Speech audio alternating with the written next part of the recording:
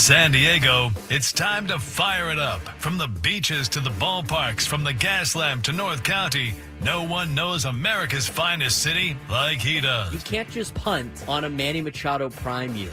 He's a fourth-generation San Diegan, born and raised in the heart of this community. Passionate, opinionated, and always bringing you the real talk on your teams, your city, and everything in between. Braden totally knows his stuff. He's ready for the next step. That guy is good. Live and local, it's the Braden Surprenant Show. But I think Braden's one of the up-and-coming young stars in the media game in San Diego. Now, here's your host, Braden Surprenant. What's up, San Diego? And happy Monday to everybody out there in America's finest city. And what Monday it is today. I mean, what month is it, Frank?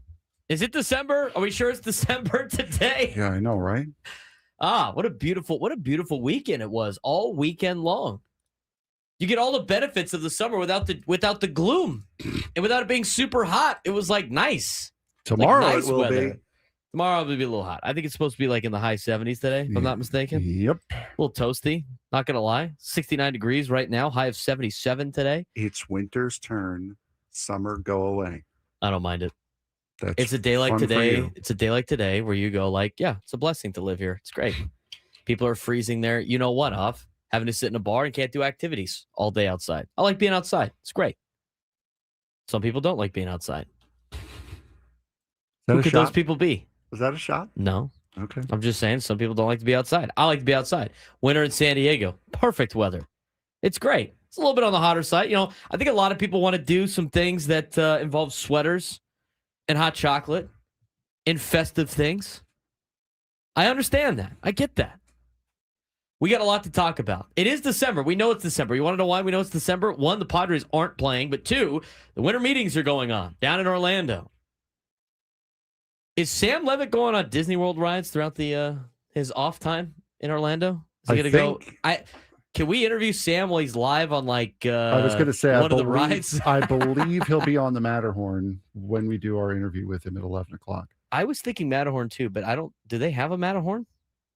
I don't think Florida has a Matterhorn. The Matterhorn equivalent. He'll be on Big Thunder Mountain. Sure, we'll go with that one. You know what? I want to do an interview with Sam Levitt as he goes through the Haunted Mansion on the Nightmare Before Christmas. If you could get Jack Skellington on, that would be fantastic. Love it. Winter meetings are in Orlando right now. And we got some news, obviously, coming from the Padres. We're going to continue to get news. We're going to try to keep you updated on everything that's going on in Major League Baseball. This is a big week for the offseason. And we talked about it last week, leading into this week, that a lot of big names could potentially be going off the board when it comes to free agent signings. They expected a lot of trades to potentially happen during the winter meetings. And then today, there was the piece by Dennis Lin, who had contributions by Britt Garoli and as well as everybody's favorite journalist, Ken Rosenthal, Frank. Everybody loves Ken. He can't find it. There it is.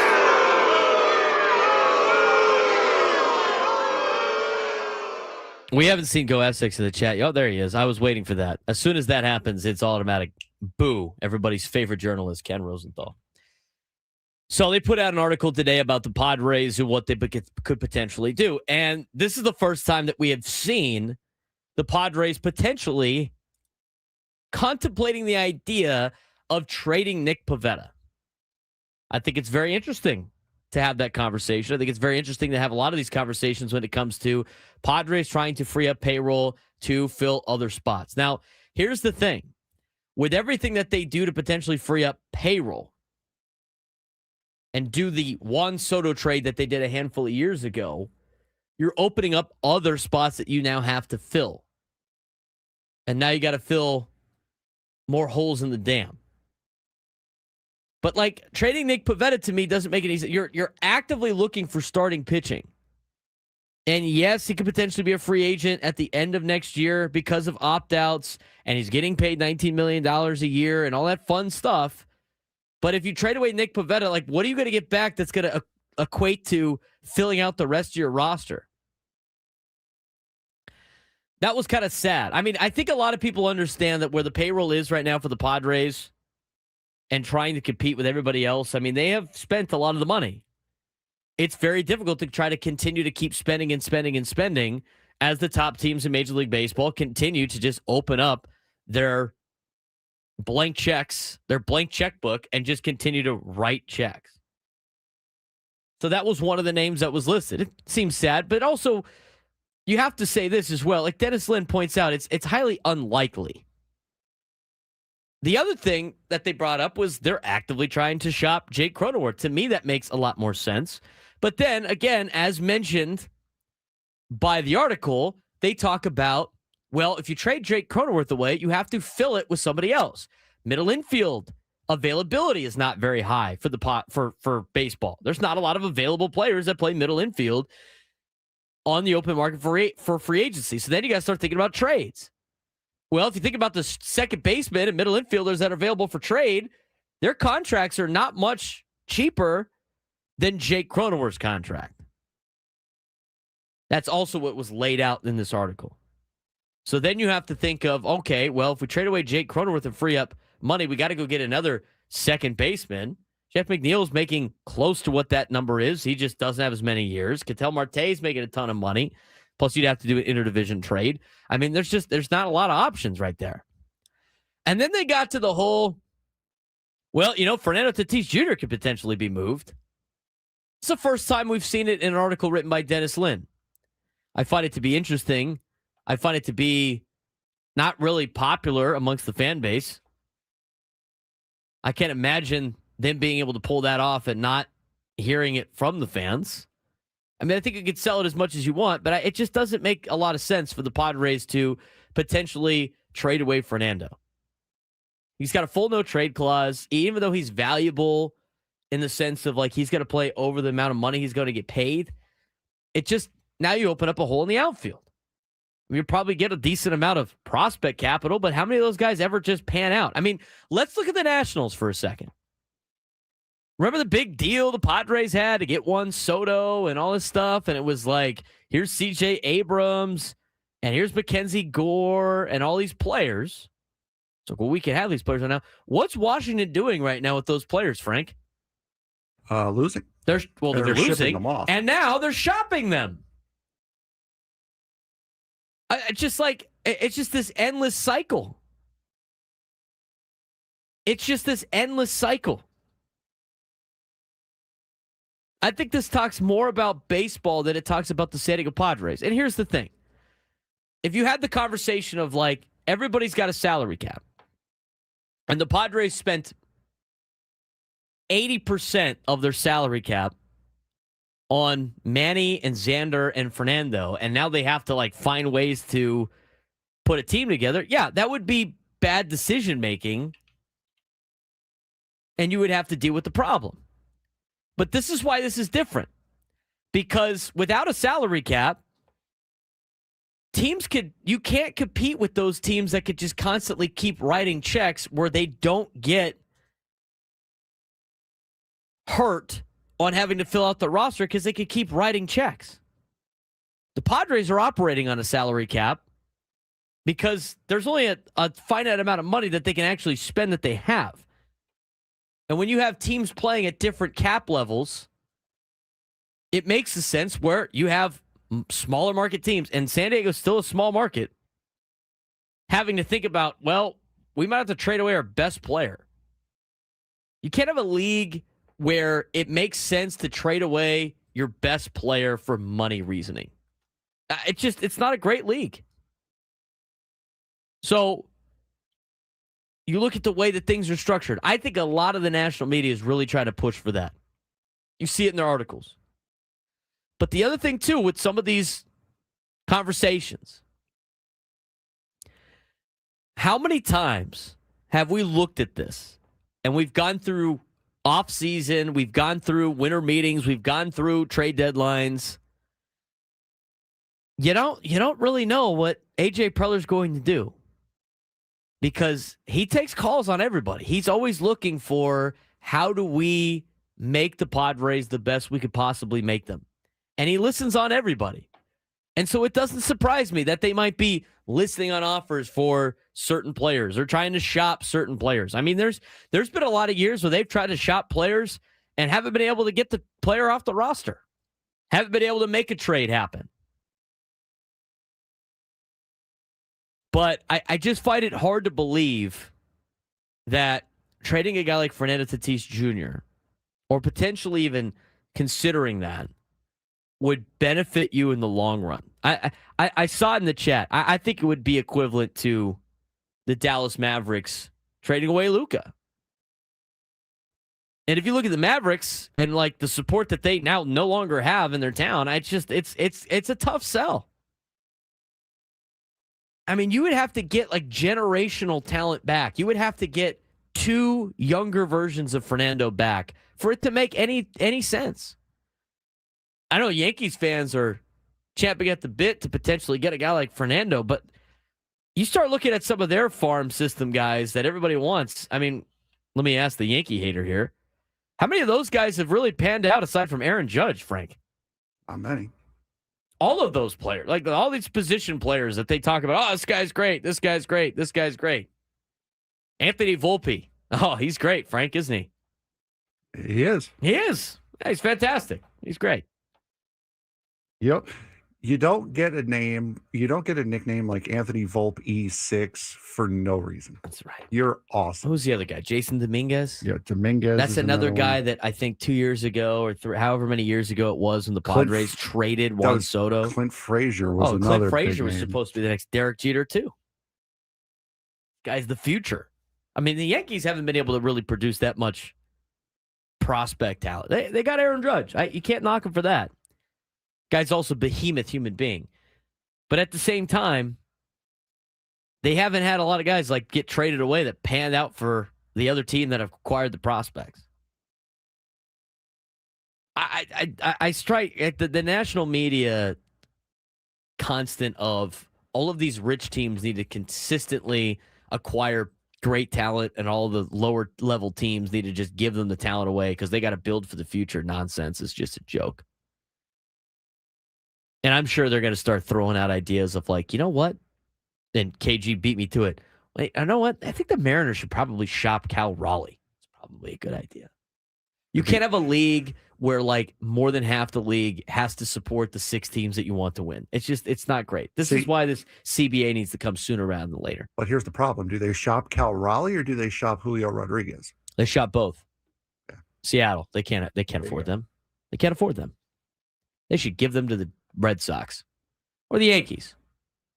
Yeah, the Dodgers are done with Teoscar Hernandez now. They'll go ship him off to a small market team, and then they're going to pick up Julio Rodriguez. Yeah, give him Julio. That's right. Classic. 833-288-0973, 833-288-0973. We're going to talk about the winter meetings. We're going to get some latest rumors around the winter meetings here in this first hour or so. Sam Levitt is out there at the winter meetings in Orlando. He's going to join us at 11. Jim Bowden's got his winter meetings wish list we'll break down. Mark Neville will join us at noon. He's going to talk about the big Holiday Bowl matchup that they picked yesterday.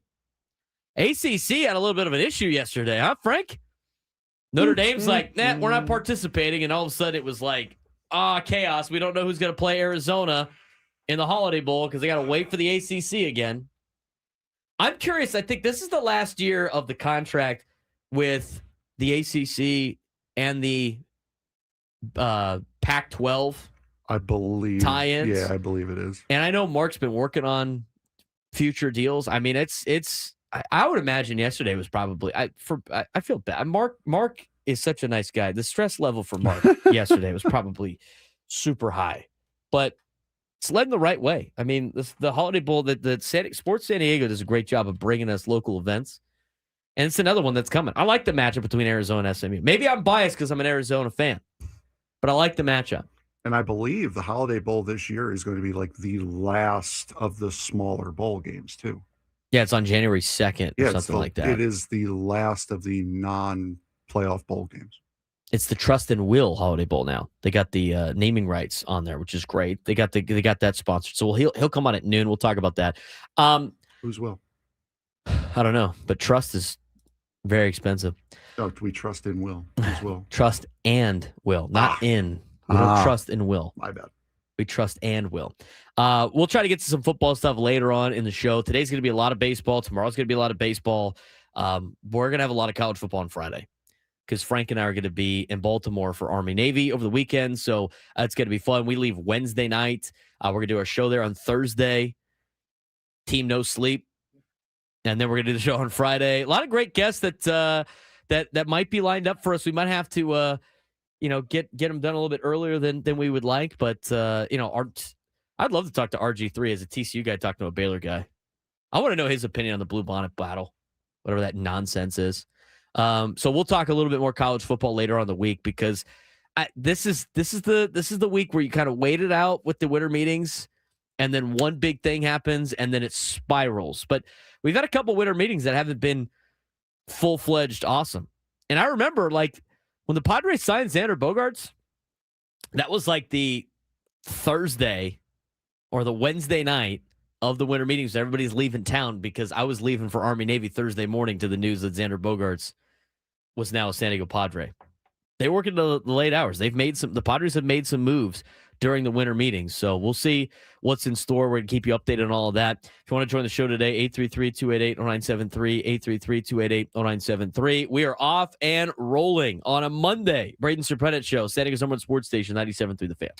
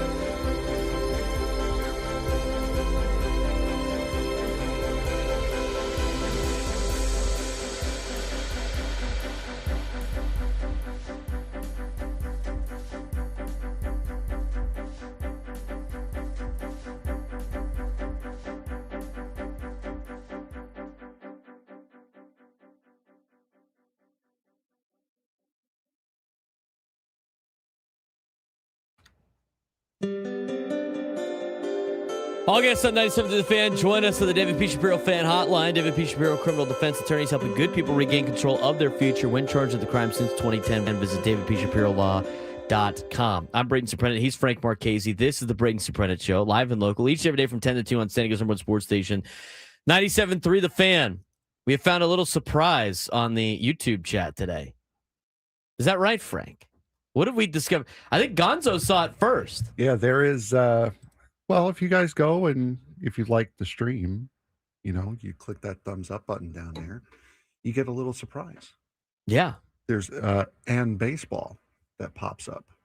So if you want to see the cute little baseball, like the stream. I love the. You should like the stream regardless, but you get a little present this time. Correct. It's awesome. I like the way, by the way, somebody called you out for using the "and" something. The English police came in. Got super upset. You definitely have to do it more now. The little baseball is great. That's the bit. It's great. Absolutely great. All right. Let's talk about some of these rumors and stuff like that. But let's talk specifically about the Padres. I look at this, and in that first piece that has been put out so far today, or this week, by our local reporters, potentially thinking about trading Nick Pivetta. They said it's highly unlikely. They've shopped Jake Cronenworth, and they could potentially have to think about trading Fernando Tatis Jr. as they try to balance the budget and find solutions to all the problems that the Padres have. I do want to say, it didn't sound like it was very likely. It's just something that they'd have to consider. But knowing AJ Preller, he considers everything. So it's really not big of news. But when I look at that, Frank, I just go, I don't see any of these things potentially happening this week at the winter meetings. No, and you gotta, as a general manager, your job is to leave no stone unturned. Whether or not you think you're going to do it or you're not, whether or not you think you're likely to do it or not, you have to explore every single option that is available. I would be floored if they traded Fernando. I would be shocked if they traded Pivetta. Cronenworth, I wouldn't be all that surprised. I'd be a little surprised that they were able to do it. Correct. More so than like them actually doing it. It's like, wow, they found someone to take the contract. That's interesting. But as a general manager, that is your job, and that's what we're seeing. We've seen the Royals GM up there, Chris, up on MLB Network. Chris Young is on there now. That's what these guys are all there for right now, is to explore every single option that is available to them and to see if that makes their team better or if not. And you have to lay it out and see exactly what what your team would potentially look like if you actually did that. Correct.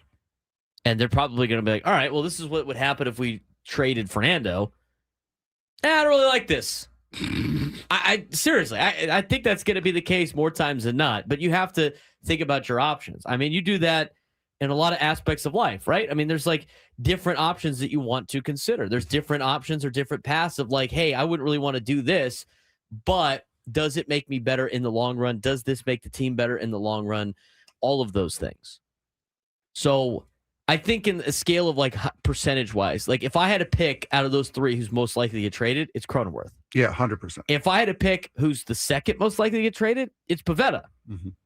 I don't see them being able to pull that off in trading Fernando. I don't think you can trade a Nick Pivetta for prospect capital, guys that you're going to use later on. I think if you're going to do that, just for sake of like knowing who I'm talking about here, you would use it for a Jonah Tong or a Blade Tidwell, guys who pitched in the major leagues last year that proved that they can do it. It's not Blade. McLean. That's the guy I was thinking of, not Tidwell. You would trade him for that. You get two young guys who have a lot of control, that have pitched the major leagues before, that have proven that they can do it for a team that's looking for major league pitching talent. You can't do it for, oh, well, here's a double-A pitcher who we think is going to be really, really good. No. Here's the other thing, too, because people are like, well, why would you trade from something that you need? The solution would be, and it's laid out in the article. Again, Dennis Lin and everybody's favorite journalist, Ken Rosenthal, and Brick Rowley all contributed to that article. The concept is you could potentially trade Pivetta for a bunch of pieces because he's very valuable, and then you use that to get more young, controllable pitching because the problem is not Nick Pivetta on the Padres. No, it's the problem salary. is they don't have, the salary, but also they don't have legit arms under contract for a long time. Mm-hmm. Nick Pivetta is going to walk at the end of the season unless he sucks. That's the only way he doesn't walk at the end of the season, right? Mm-hmm. It's the only way. He's getting paid $19 million this year. He's an opt-out at the end of the year. He's going to opt into $14 million and I think it was like $15 million the following year. It goes, if he does anything like he just did this past season, there's no way on God's green earth that he opts in. He gets $20.5 million this year, then it's 14, then it's 18. That's what it is. Yeah. And he can opt out at the end of this season, and he can opt out of the next season. So he can opt out at the end of 2026, and he can opt out of 2027. If the guy pitches well, he's opting out. Want to know why? Because Dylan Cease, who had a 4.55 ERA, and I know we talked about the advanced metrics and the Sierra and all that other stuff about Dylan Cease, that guy's getting $30 million a year. He had a 4.55 ERA. Starting pitching is sparse. And I also want to just reiterate, Pivetta is not costing you $20 million this year. It's costing you $13.7 in the luxury tax. He's costing you $20.5 million in liquid assets.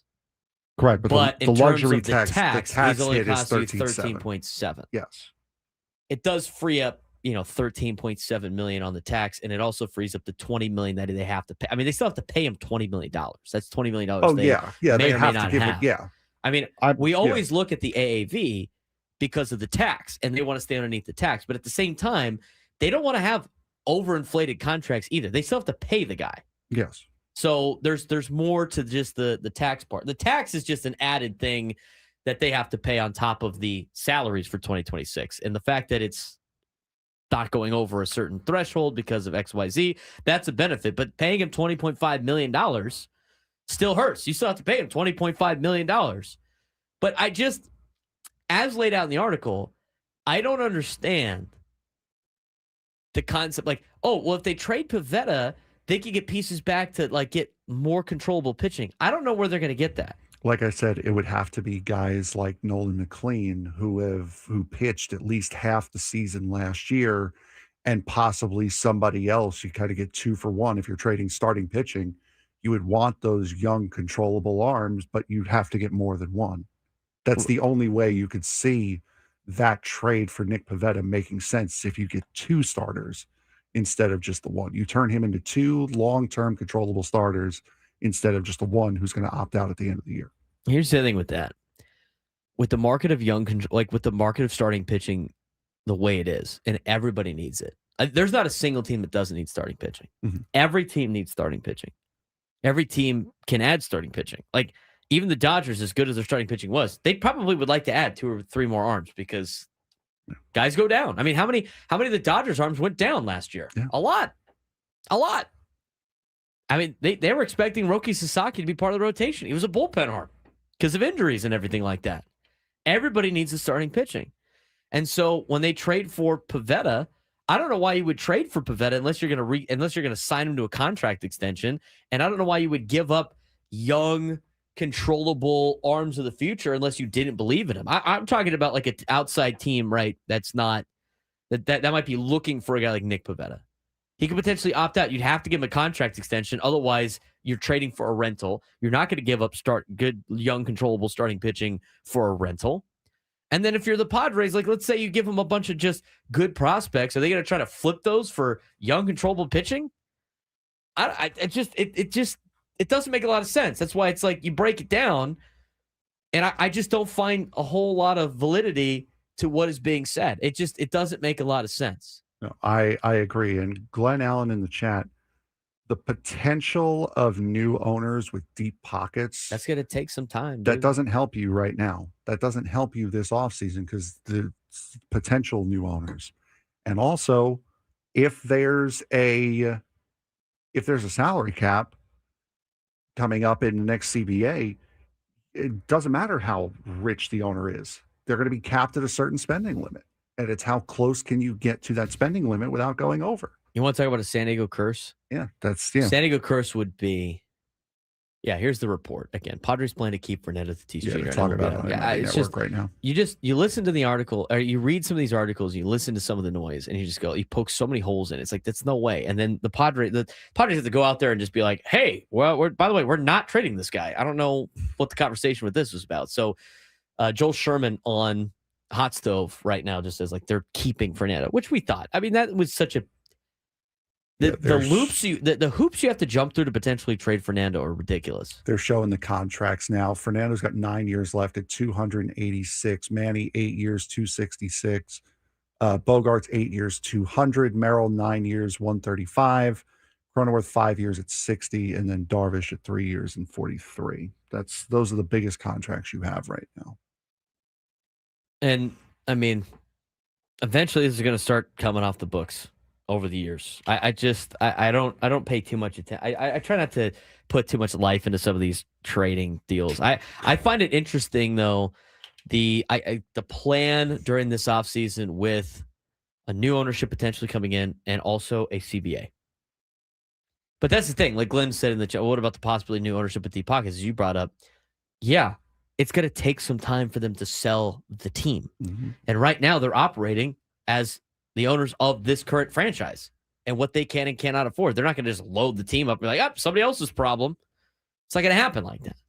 It's not going to happen like that. There's a lot of smaller names. When I mean smaller, I mean lesser known players drawing interest at the winter meetings. Who are these players and what teams are making noise at the early onset of the winter meetings? We're going to talk about that when we come back. Braden Surprenant shows San Diego's number one sports station, 97 through the Fan.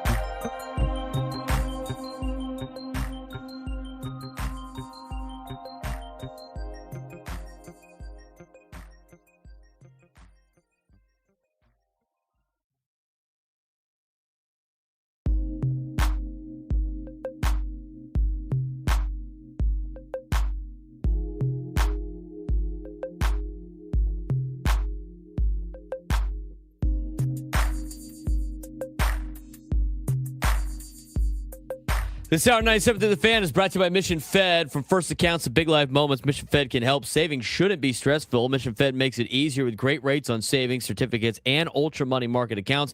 Grow your money the smart way. Check the latest rates and open an account at missionfed.com. Membership and account criteria apply.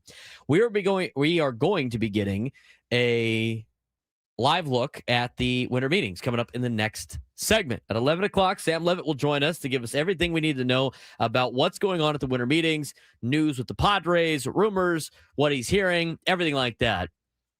Coming up at 11. Before we get to that, there's a lot of stuff that's going on in Major League Baseball. Here's some of the kind of the rumors circulating. We got so much information that we're getting out at Orlando. And again, like us being 3 hours behind them, there's a lot of the stuff moving early in the morning before most of us even wake up. A lot of the stuff that is moving along. So lesser known players drawing interest as laid out in an article on MLB.com. On The Athletic. It was put together by Will Salmon and everybody's favorite journalist, Ken Rosenthal. There it is. So, as you start, it starts with, Frank, trade market for starting pitcher starting to explode. I wonder why. We just had this conversation. Everybody needs starting pitching. Well, so before the winter meetings even began, teams, most notably the Red Sox, aggressively using prospects to trade for starting pitching rather than participating in free agency. Executives say the trade market for starters right now is hot or hotter than back at the trade deadline in July, as more than half the league has contacted the Nationals about Mackenzie Gore, who has 2 years left of control. Tariq Skubal is another one. Freddie Peralta is another one. Also, hearing, Edward Cabrera, Sandy Alcantara are possibilities to leave the Marlins, but we're also seeing that Ryan Weathers could be a guy who is seeing a lot of conversation around him possibly getting traded this offseason out of Miami. Yeah, you look at the starting pitching market right now for Major League Baseball, and here's the thing. Like, with the starting pitching market, everybody needs starting pitching. We just talked about it. And the fact that the trade market for starters right now is hot or hotter than the July deadline, this is why there was an article today about Nick Pivetta. Yep. Mm-hmm. Likelihood's probably not high, but I would imagine the Padres are probably fielding a lot of calls on a guy like Nick Pivetta, who can opt out at the end of the year, who might be a rental, who is getting $20.5 million this year in a contract, only 13 point whatever it is towards the luxury tax. It makes a lot of sense because I don't think teams are going to be able to get Tarek Skubal out of Detroit. I don't. Freddie Peralta's availability remains unclear whether or not he is available or not. Pittsburgh has already traded a starter. They could potentially trade another. And then the Marlins, as laid out by Frank, Edward Cabrera, Sandy Alcantara, the Miami Marlins are very likely, as pointed out in this article, to move one of their starters. And then they're also, as Frank mentioned, taking calls about Ryan Weathers, who still has promise in 3 years before free agency. Miami's going to listen on all starters except for Perez, but they won't deal Weathers unless the team believes he's ready to break out. Look at Miami. Miami's got a lot of starting pitching that's readily available for a team that, and here's what's the interesting thing about Miami. Like, they're close. The Miami Marlins are close. They did a lot better. They improved from the year before. I think when they get to 70-something wins last year, they were knocking on the door of a potential playoff spot. They said they want to yep. build around this young core. To me, they could probably get a lot more out of Edward Cabrera, but like anybody that's not tied down to the ship, that's not going to help you the next 2 or 3 years, should probably get traded if you're Miami. They're an interesting case study on the starting pitching market because they kind of hold all the cards of players that could potentially be traded.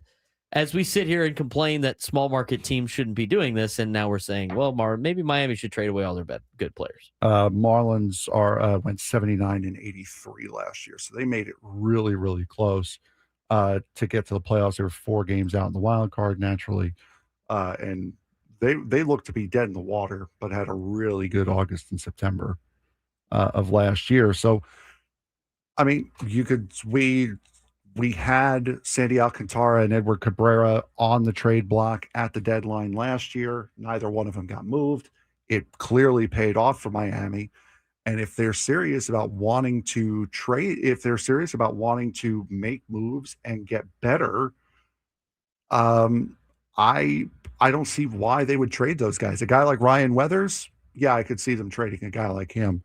But as far as Yuri Perez, Edward Cabrera, Sandy Alcantara, those are your top 3. I would not move those if you're serious about making a run. Well, I think it all comes down to timelines of when they expect to win. I think you could look at Oakland's trade last year, Oklamento's trade last year of Mason Miller. And I said it the year before. I said the Padres should trade for Mason Miller. I said it the year before. And we're like, why would they ever do that? Why would they ever do that? Why would they ever do that? And my reasoning was, it's their timeline. Their timeline didn't make sense. He didn't fit their timeline of when they're expected to be good. Like, everybody's got a timeline of when they want to be at their best. Now, some of the teams are in their windows right now. But if you look at the A's in general, they want to make a splash for what, Frank?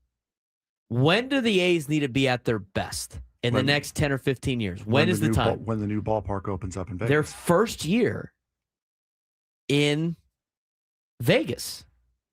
Their first year in Vegas. That's when they need to be really, really good. It'll be 28 or 29. Which is 28 or 29. This is why I said when the Padres traded for, like, they're going to give up Mason Miller. Want to know why? He doesn't fit in their timeline. He is an asset that they can't afford. Because Mason Miller, because the Padres haven't given him a contract extension or anything like that, he's a free agent in 2030. So if they open up the ballpark in 2029, you would have 1 year of Mason Miller. And unless you extended him to a massive deal, you were just going to eat all these years of him in his prime. And then you're going to get him for his 30s or whatever. That's the time to trade him. Go look at the Marlins. The same thing can be talked about with the Miami Marlins. You look at the Miami Marlins and you look at their contracts that they have. Go look at them on Fangraphs. A lot of their players are not even eligible for arbitration yet. Those players need to stay. That's who you're building around. Then you look at their arbitration eligible players. It's Anthony Bender. It's Edward Cabrera. It's Braxton Garrett. It's Andrew Nardi, Ryan Weathers, Calvin Fauché, Max Meyer. These are all guys that are under contract at least for the next three seasons. Bender's only for 2 seasons. And then you look at Sandy. Sandy's 30 years old, and he's got 1 more year left on his contract, and he's got a $21 million club option. When are the Marlins expected to win their division? When would you say? They probably are 3 or 4 years out of the way. Of even contending seriously, I would agree. They might think they could win 80 games next year. But you know what? They could probably win the 80 games without Sandy. They did it last year, did they not? I mean, most of last year, Sandy missed. That's the guy that's probably going to get traded. Now, Cabrera at age 27, the question becomes for Miami. Is Edward Cabrera going to be a main focal point when we are expecting to win? He's 27 years old. He's going to be turning 28 at the end of next season. And he's under control until 2029. Edward Cabrera, to me, is kind of in the same line as Mason Miller because he is a guy that doesn't fit the timeline for the Marlins. I wouldn't be surprised if they traded him. Now, Ryan Weathers, he's kind of in that same boat, but I don't think he is somebody that is going to get you a whole lot back. But if you're Miami, trading Sandy or Edward Cabrera, I think that could be smart for them in the future because their timelines don't connect. If I had to trade one of the two, I'm trading Sandy Alcantara. You're probably not getting as much back, but Edward Cabrera fits the timeline more than Sandy does, Frank. Right. And I think that's why a lot of the conversation around the trade deadline was centered around Alcantara and less of Edward Cabrera, is because partly because he doesn't fit that timeline, and also because he's coming off of Tommy John surgery. He had a very rough start to the first half of the year, turned it around for the second half of the year, and kind of made people think. But I would agree with that, yes. Let's talk about the Red Sox. They want to re-sign Alex Bregman. Bregman says he wants to be in Boston. But internally, the Red Sox see Bo Bichette as a very serious alternative, Frank. Could you imagine Bo Bichette leaving Toronto and signing with the Boston Red Sox? I think it's a cheaper move for the Red Sox. You know what's funny is I started yesterday because I had nothing to do. I started a MLB The Show Dynasty, and I started it with Boston. I ended up trading away Bregman after year 2 and signing Bo Bichette for the start of year 2. So it's funny how this lines up. Maybe you're Nostradamus. The reason why I signed Bichette was to give Marcelo Mayer a little bit more time to develop. If Boston wants to, if Trevor Story is out, I would say, yes, go after Bo Bichette, give him a 2 or 3 year deal. By the time year 3 of that deal rolls around, Marcelo Mayer should really be ready to go, ready to take over. Then you let Mayer go. You need to find a little bit of a stopgap for him to be ready at the shortstop position. You cannot rely on Trevor Story. He had a great year last year, but what he has done, I wouldn't trust him. I think Bo Bichette would be a better option than going and signing Alex Bregman again, because if Bregman really wanted to be back with Boston, he would have opted in. The thing with Bichette, and they lay out some reasons, and he's 4 years younger than Bregman, which I think is better. He's got a nearly identical weighted runs created plus the Bregman over the last 6 seasons. Bichette is plus 21%. Bregman is plus 24%. I mean, that's pretty equal. And Bichette rakes at Fenway Park. Mhm. A 329 average and a 907 OPS. To me, it's a better move for the Boston Red Sox to have Bichette on your team than Bregman. And here's the other thing. There's defensive concerns at shortstop, but some teams still see him as a viable shortstop. As for the Red Sox, they could potentially have Trevor Story at short, Marcelo Mayer at third, and Bo Bichette at second. Well, because they signed Christian Campbell to that long contract last year, expecting him to be the second baseman of the future. And then you have that situation of, okay, Ceddanne Rafaela could play in right field. Christian Campbell's contract is just like not a lot of money. No, I understand that, but it's a long-term deal. So you spent all this money and you're trusting in Christian Campbell for all this time, but we're going to get a replacement for you. That to me the way that works out, it doesn't make sense. Yeah, but to me, it's like even if they give him a long-term it's not like they're paying him $20 million a year. They're paying him $2 million next year. And I year. believe it grows. So they have time to just let him figure it out. Mm-hmm. More competition. Don't mind that either. But I think the Red Sox are very interesting in that particular case. They also say that there's other free agent bats on Boston's radar. Pete Alonso, Kyle Schwarber. If I had to pick between those two, we already talked about it. I think Kyle Schwarber fits the Red Sox a little bit more. Even though he played there already, maybe that makes it make more sense. I don't see Pete Alonso not being a Met. And I don't see Cohen letting that guy go. And the biggest thing is, the thing that we're hearing about Pete Alonso the most is that teams are not going to dish out a 6 or 7 year contract, which is what he wants. He's going to be lucky to get 4, which if I were Pete Alonso, I would be losing my mind at Scott Boras, because I set a franchise record for home runs. I am the rookie home run king. And yet people can't overlook the fact that I can't hit for average, but they can overlook it for Kyle Schwarber. Like what? And he doesn't play defense. I'm out there every single day missing 10 or fewer games a season.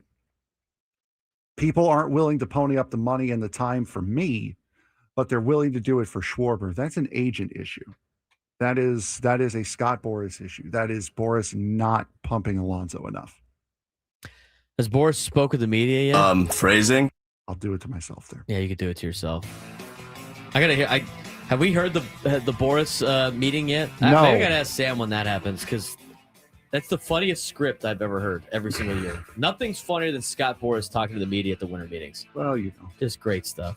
We got Sam Levitt coming on when we come back. He's going to give us a live report from Orlando, the winter meetings, everything that's going on with the San Diego Padres. When we come back on the Braden Surprenant Show, San Diego Someone Sports Station, 97 to the Fan.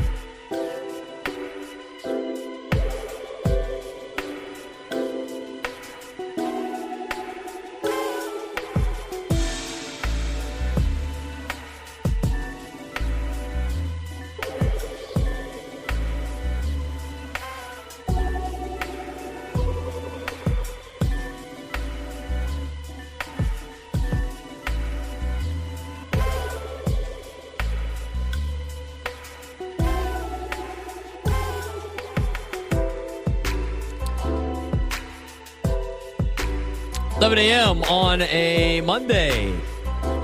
All guests on 97 to the Fan. Join us on the David P. Shapiro Fan Hotline. David P. Shapiro, criminal defense attorneys, helping good people regain control of their future when charged with the crime since 2010.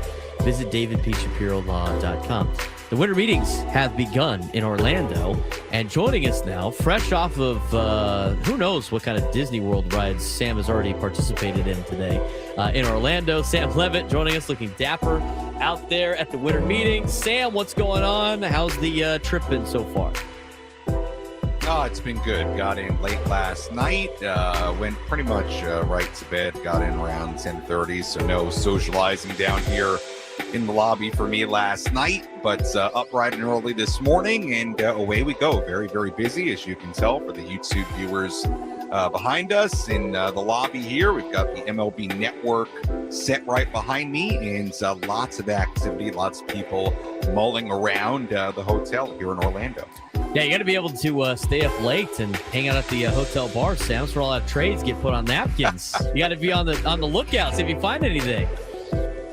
Yeah, that's what they say. A lot of rumblings do go on there, and it's a good time. Look, I've said this before. It's interesting because I feel like the event where the baseball world gets together is not during the actual season, right? It's actually these winter meetings. The All-Star game is sort of that. The World Series has, I think, elements of that as well. But if there's one place throughout the baseball calendar where everybody is in one spot, from baseball operations to media to GMs to job seekers to analytics types, you name it, it's here at the winter meeting. So it's a very unique few days where it becomes the real epicenter of the baseball universe, and always a good time.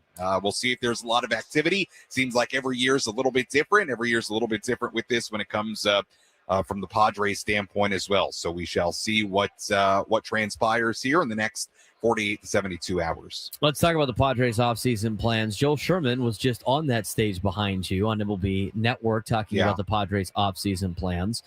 We had the article this morning from Dennis Lin and Ken Rosenthal and Rick Garoli that all contributed to it, talking about potentially looking at all options of trading away maybe Nick Pivetta, maybe Jake Cronenworth, maybe a Fernando Tatis Jr. There are more ideas than anything else. But what is the latest you have heard on the Padres in terms of their offseason plans? Yeah, I think let me start on the Fernando part of it. I find it kind of fascinating being here and some of the conversations I've had this morning. And I want to be very clear. I don't think the Padres are trading Fernando Tatis Jr. I don't think any of you want the Padres to trade Fernando Tatis Jr. I don't think there are any Padres fans that want this team to trade Fernando Tatis Jr. And I do not believe that is happening right now.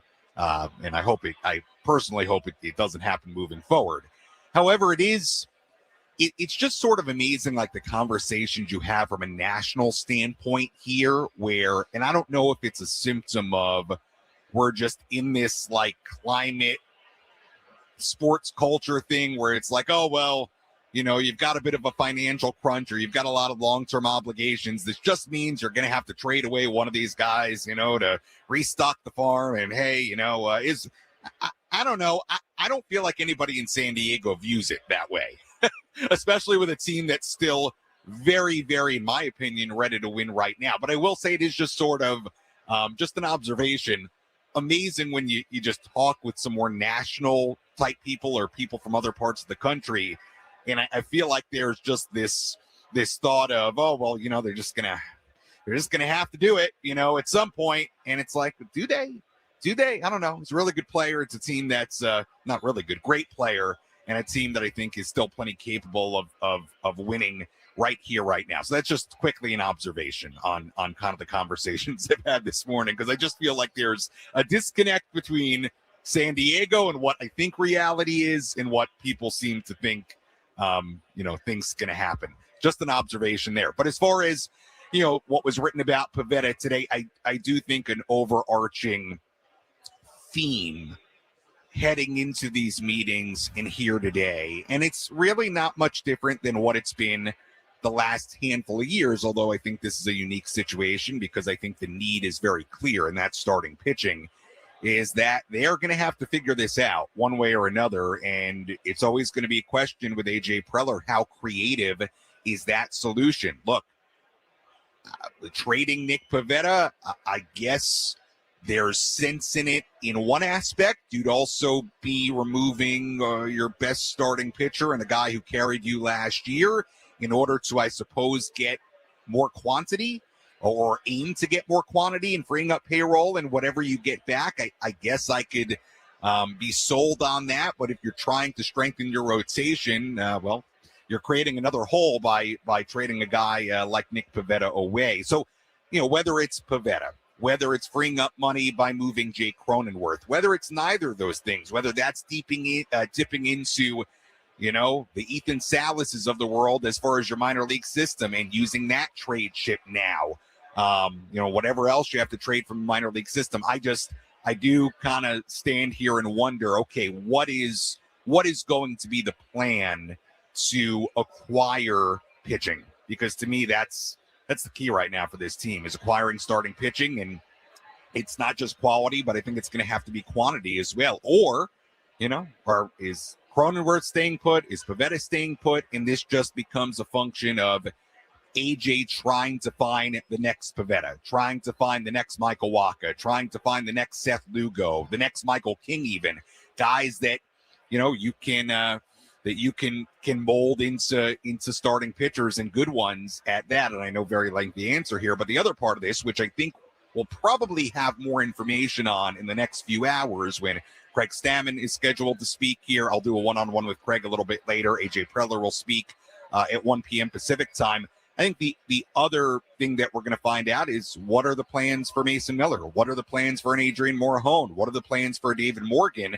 And I think that could reveal a little bit of the strategy as well as far as the starting pitching. But to me, it's all about the starting pitching right now and how they're going to piece this thing together and how creative and how wild, I suppose, AJ could get in trying to do that. I think it's interesting that you brought up, and there's a lot of stuff to unpack from those answers. But yeah, I look at. I'm sorry, very long. But I agree with you on the sense I'm all fired up right. here in the lobby, as you should be. Being out there. I mean, that's going to be Frank and I on Friday, Thursday and Friday in Baltimore for the Army-Navy game. But here's the conversation I find interesting, is the sense of, and you brought it up, I just feel like everybody outside of Southern California just goes, well, this is how baseball's always been for the Padres, so it has to be like this all the time there's no way that they can spend this kind of money. There's no way they get. I don't know how many years of the Padres spending money is it going to take for people to realize that they can physically spend money and they don't have to trade away all of their best assets? That's number one. The other thing that was pointed out, and here's it's kind of to go with your thought process on everything. Let's talk about the Minnesota Twins for a second. And I don't know if you saw this article or not, but Ken Rosenthal wrote an article about why the Twins should not trade away Joe Ryan or Pablo Lopez or Byron Buxton, because they want to win in 2026. I don't understand the logic on some of these articles that get put out with teams that are selling, teams that should sell, and teams that shouldn't sell based on, I just previous dynamics of what the team was back in like 1985, Sam. It just, the Twins traded away everybody on their team last year, but they're in a position to win, apparently. Yeah, again, it just, and I want to make sure I put this the right way. It just stands out to me when you show up here and you're having a lot of conversations with people that aren't in San Diego, and are looking at this, I guess, from a bit of a different standpoint and perspective. And I feel like, to your point, Braden, there just seems to be like this kind of shrug of the shoulders, like, well, what else are they going to do? They've got to find a way to, to free up money and ultimately, lower their payroll. Again, I just, it's interesting to me that for a team that I think if they do things right on the rotation side, it's going to be right back in the mix in 2026.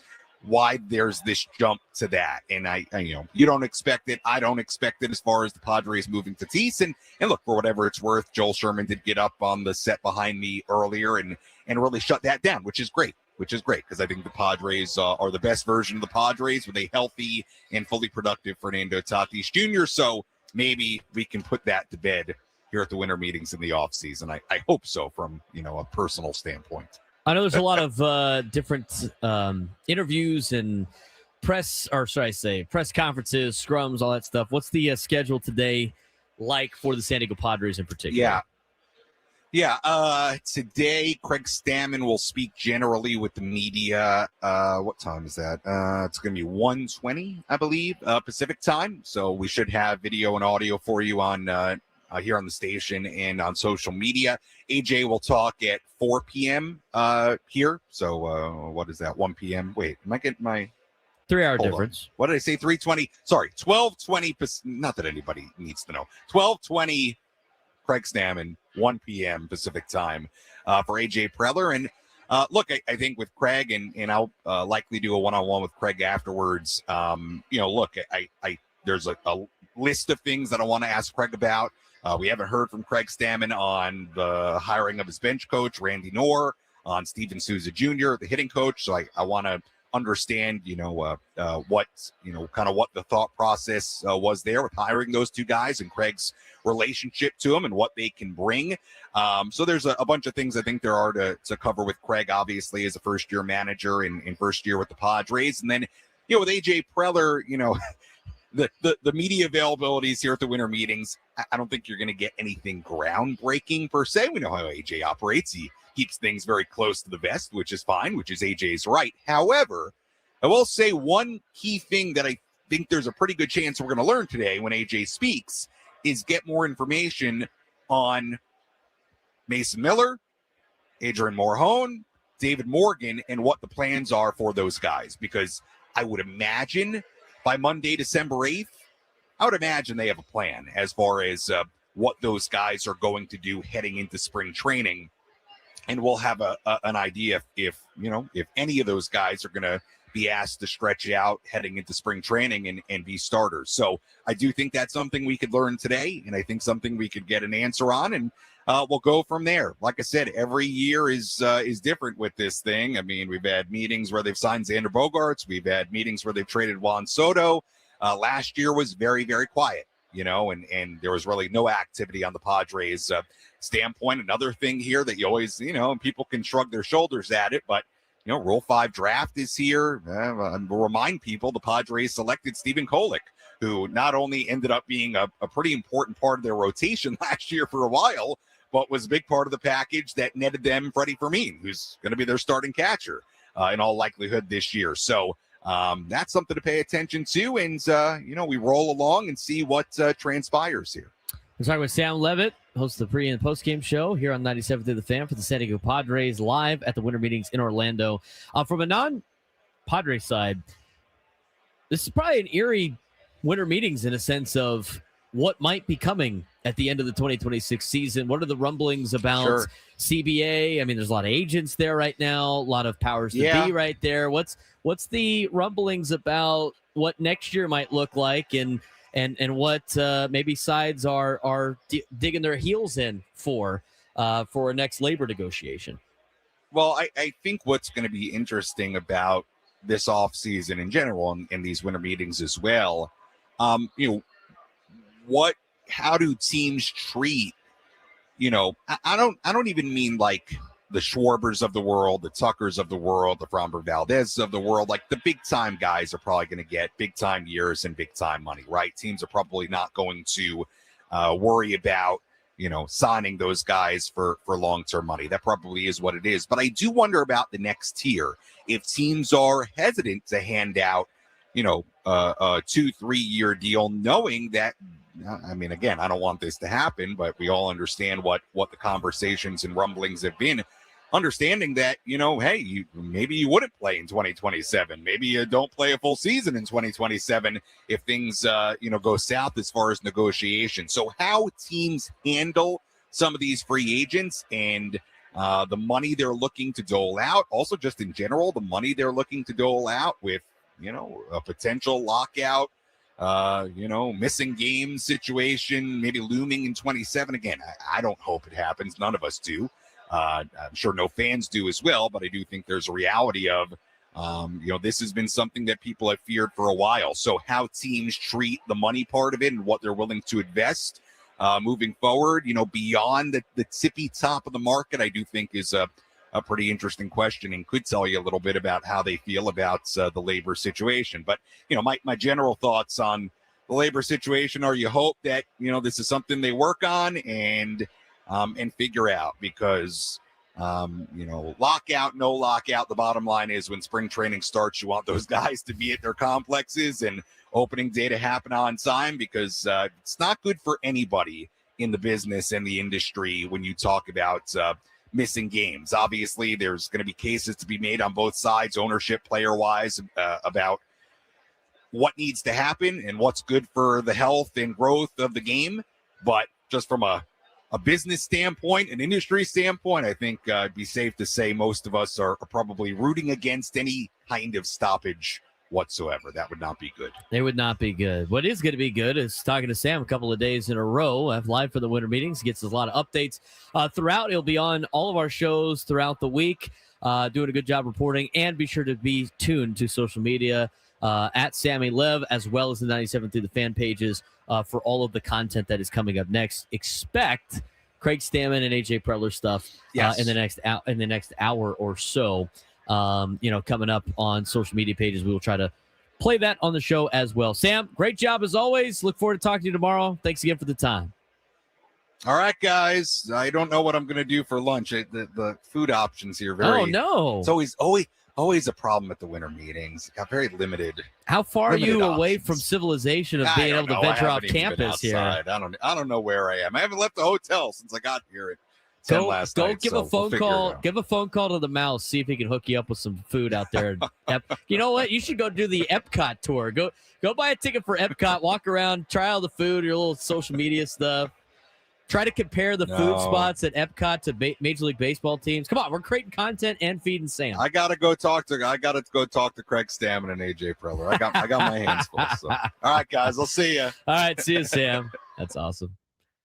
Not a lot of good food options out there, apparently, Frank. That's a shame. Come on, man. Feed Sam.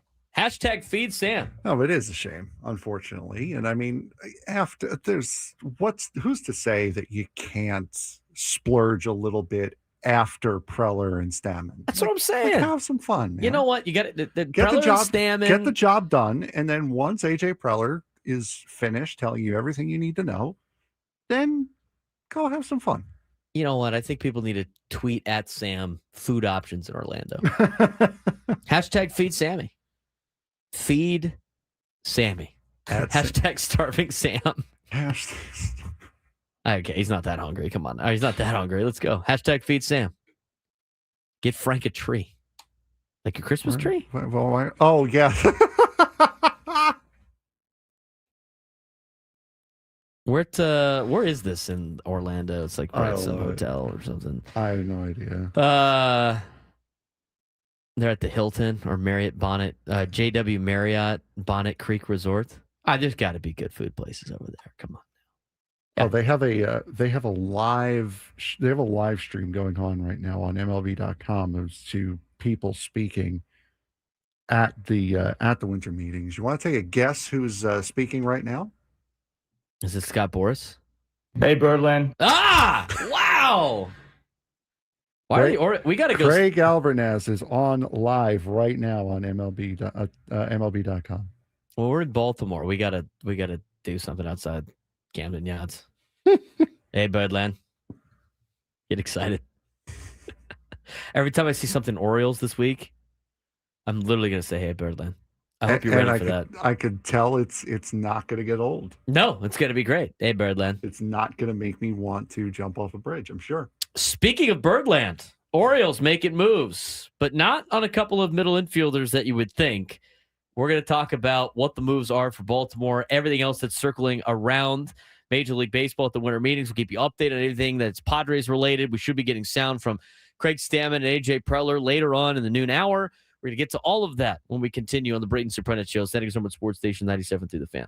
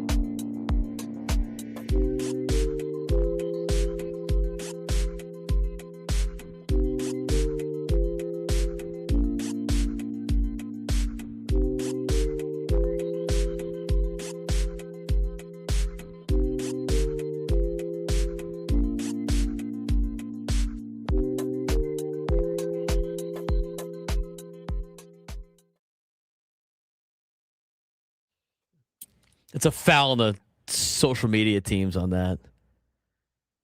Crazy. 833-288-0973, 833-288-0973. Just so many I can't believe they get away with some of this stuff sometimes. Yeah, I don't. We got Nick in the chat. Just noticed the baseball on the like. See, there Give you us go. a like, Told dude. I'm you. telling you. All these people in the chat, there's 100 of you. Hit the like button. Do it all at the same time. Something fun happens every time. And I'm not BSing you. I mean, You hit the like. I've re-hit the like button like 14 times. It doesn't get you more likes, but I just do it for the little animation. it's Sweet. You know that we ask you guys to like the stream. We never pin it. We never pin a message saying, "Hey guys, like the stream. Something cool happens." We did that for a reason. We did it today. It's cool. Do it. The like button's great. We got 31 likes now. 31 people have seen the baseball There you go. See get that? thrown. Or maybe it's a home run. You don't know. That's awesome. Give a stream a like for a surprise. You put it on there? Yeah, 31 people have jumped in on that. That's great. That's our pin tweet for the day. I love it. That's great. I didn't know that was a thing on YouTube chat. That's awesome. All right, let's talk more about the winter meet. We got through half of the some of the rumors with some of the whatever it's called, the lesser names, if you will. We got through the Red Sox. Here's something very interesting. Something very interesting about this report.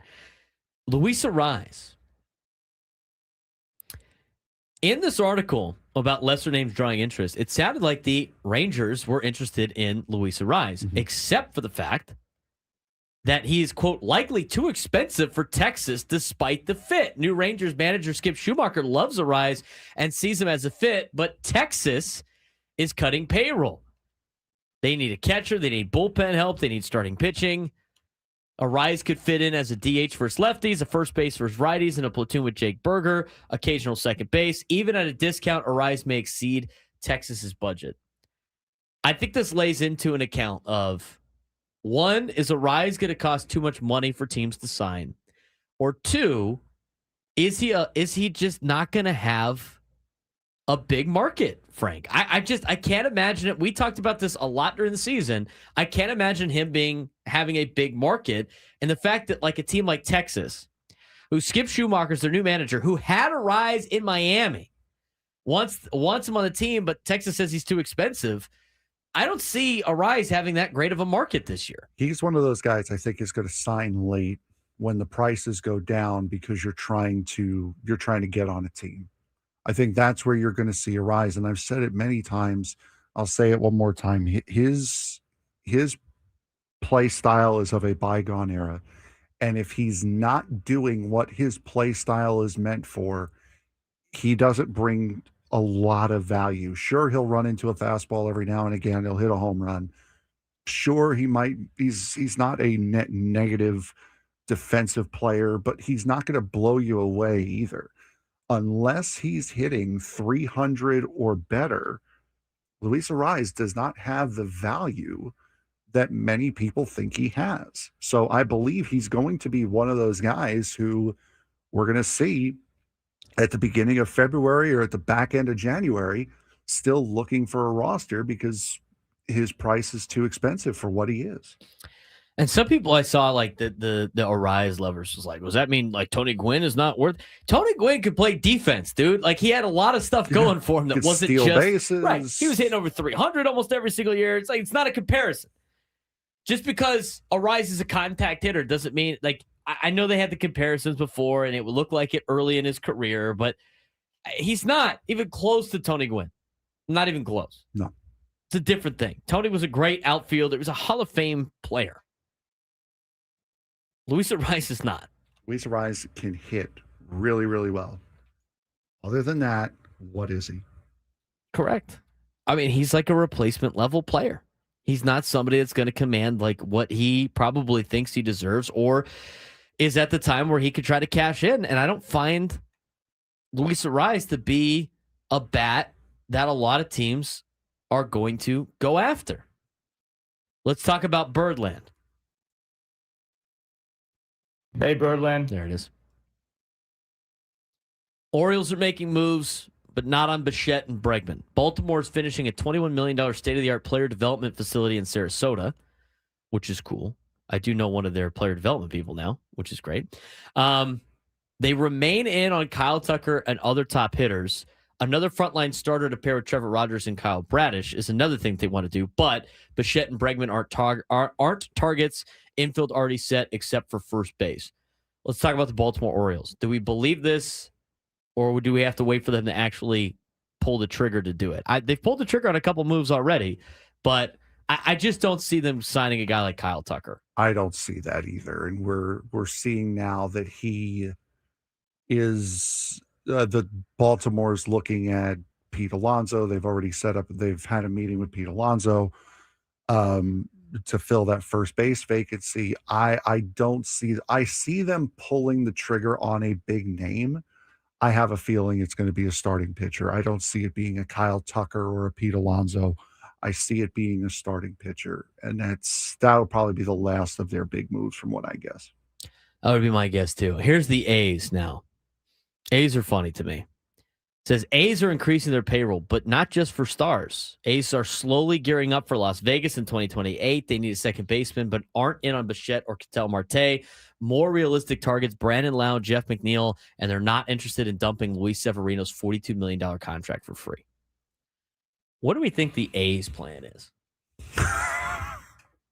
That could be a case study. Do they have a plan? They want to be competitive in 2028. I don't know why you would try to go get Brandon Lau or Jeff McNeil. Yeah. That's not adding payroll. That's not adding payroll that's going to help you in 2028. Unless you're just using them as the stopgap until Leo DeVries is up, and then that way you have Wilson and DeVries as your middle infield. That could be a way you look at it.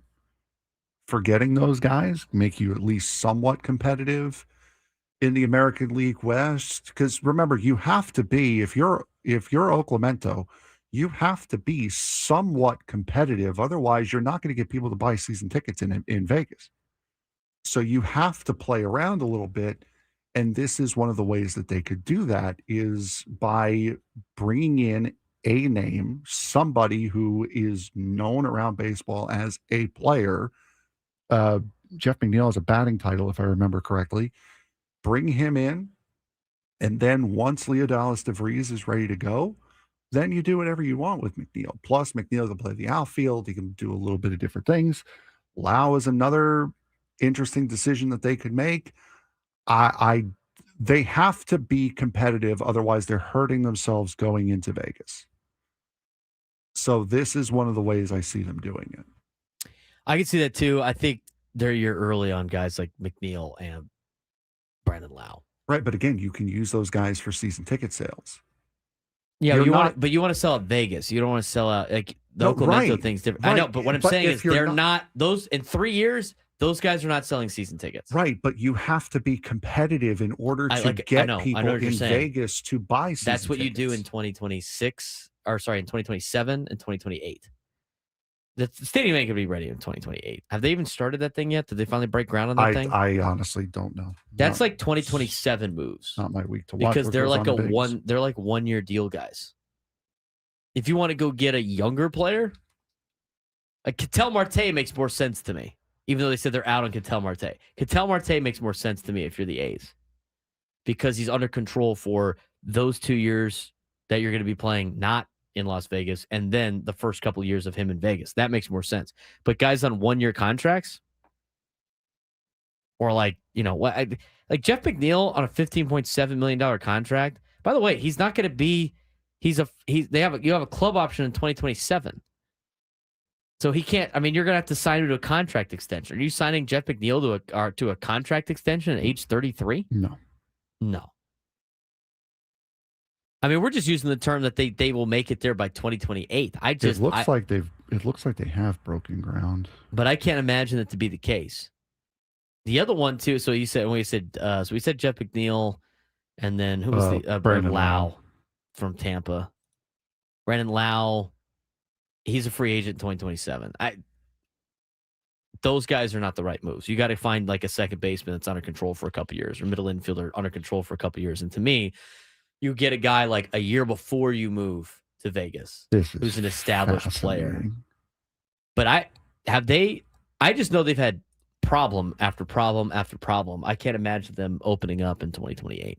I don't want to promote the A's in any way, shape, or form, but I'm going to here. Ballpark. He speaks for himself, not for the show. Ballparkexperience.athletics.com/construction. That's fun. They have a live stream. What a website. Of the construction going on right now. I am watching. Why would you do that? Because I'm a nerd. Nerd. They have basically the concourse from the lower concourse skeleton from third base all the way around to first base is basically done.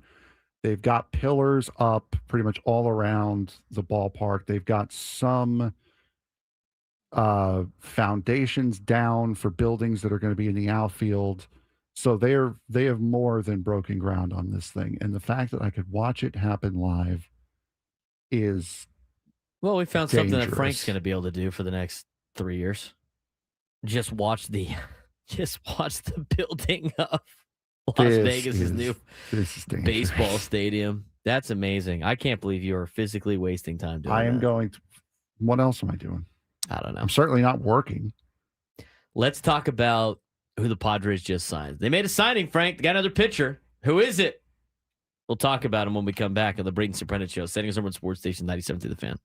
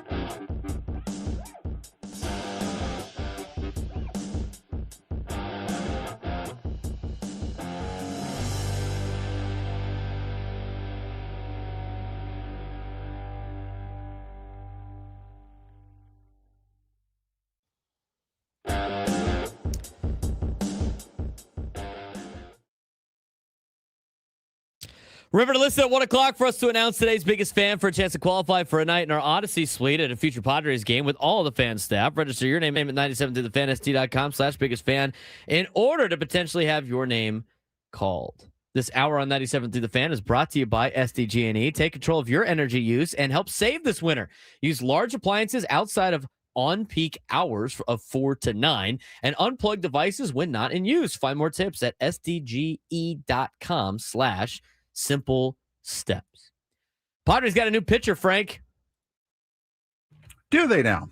Dason Acosta. Dason. That's his pronunciation guide on there. Dason Acosta. He's a 27-year-old from the Dominican Republic, 6'2", 196-pound right-hander.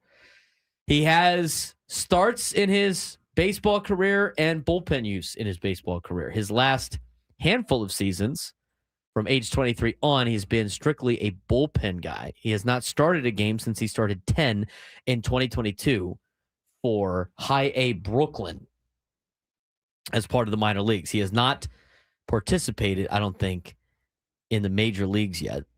It's all been minor league and winter league stuff. As for Dason Acosta, he last played this past season in the Nationals organization, played for 3 teams. He played in AAA, AA, and Single A. In AAA, Washington, he was 1-0 with a 4.71 ERA. In AA, he was 4-1 with a 0.90 ERA, and then he made one appearance in low A ball, but I think that was for some type of whatever. situation of terms of injury. And he threw 1 inning without allowing a hit. So that was good for his little rehab start. But did it say if it was a major league contract? I think we kind of came to the conclusion from a couple of weeks ago when they signed Ty Adcock. When they announce it on the... Yeah, I think it's kind of when you announce it, it's a major league deal. I would have to assume that this is a major league deal. Yeah, they would have said a minor league potential thing. But anyway, Dayson Acosta. We'll try to get more information on him as the afternoon continues. I think he's been playing in the Dominican Winter League, if I'm not mistaken. And that's the second pitcher to get signed by the Padres that has played in the Dominican Winter League. Filling up bullpen depth. Yeah, bullpen depth is right. Haven't really been able to see any video of him pitching yet, but Padres have announced that they have signed right-hander pitcher Dayson Acosta to a 1-year contract through to the 2026 season. Padre fans, if you're near a television, Craig Stammen is on MLB Network as we speak. Again, don't turn us off to listen to that. Listen to both. But Craig Stammen is on MLB Network as we speak right now. So, well, they're going to have Craig's going to be on MLB Network, and then he's going to be with the Scrum, and then he's going to be with Sam. Yes. In the next hour or so. We'll probably get more information on that. Let's get to today's sports thread. You know that group chat? The one that's always blowing up with the biggest sports takes, debates, and breaking news? You got barbecue back there, and you didn't invite me? Yeah, we've got that too. Welcome to the Sports Thread, where we break down the top 5 stories in sports, just like you would with your crew. Oh, no! Disaster! What a bad idea! No filters, no silence, just real talk.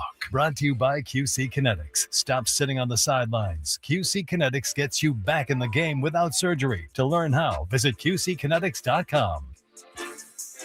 All right, Frank, what's going on in the sports world not involving the Padres? Let's start off with Number 1. Now, this is not a story per se. This is just the craziness that has been the college football coaching carousel as we speak. So at the moment, Tulane, as we know, their head coach is going to Florida. Yes, so he's going to Florida. Old USD offensive coordinator, by the way.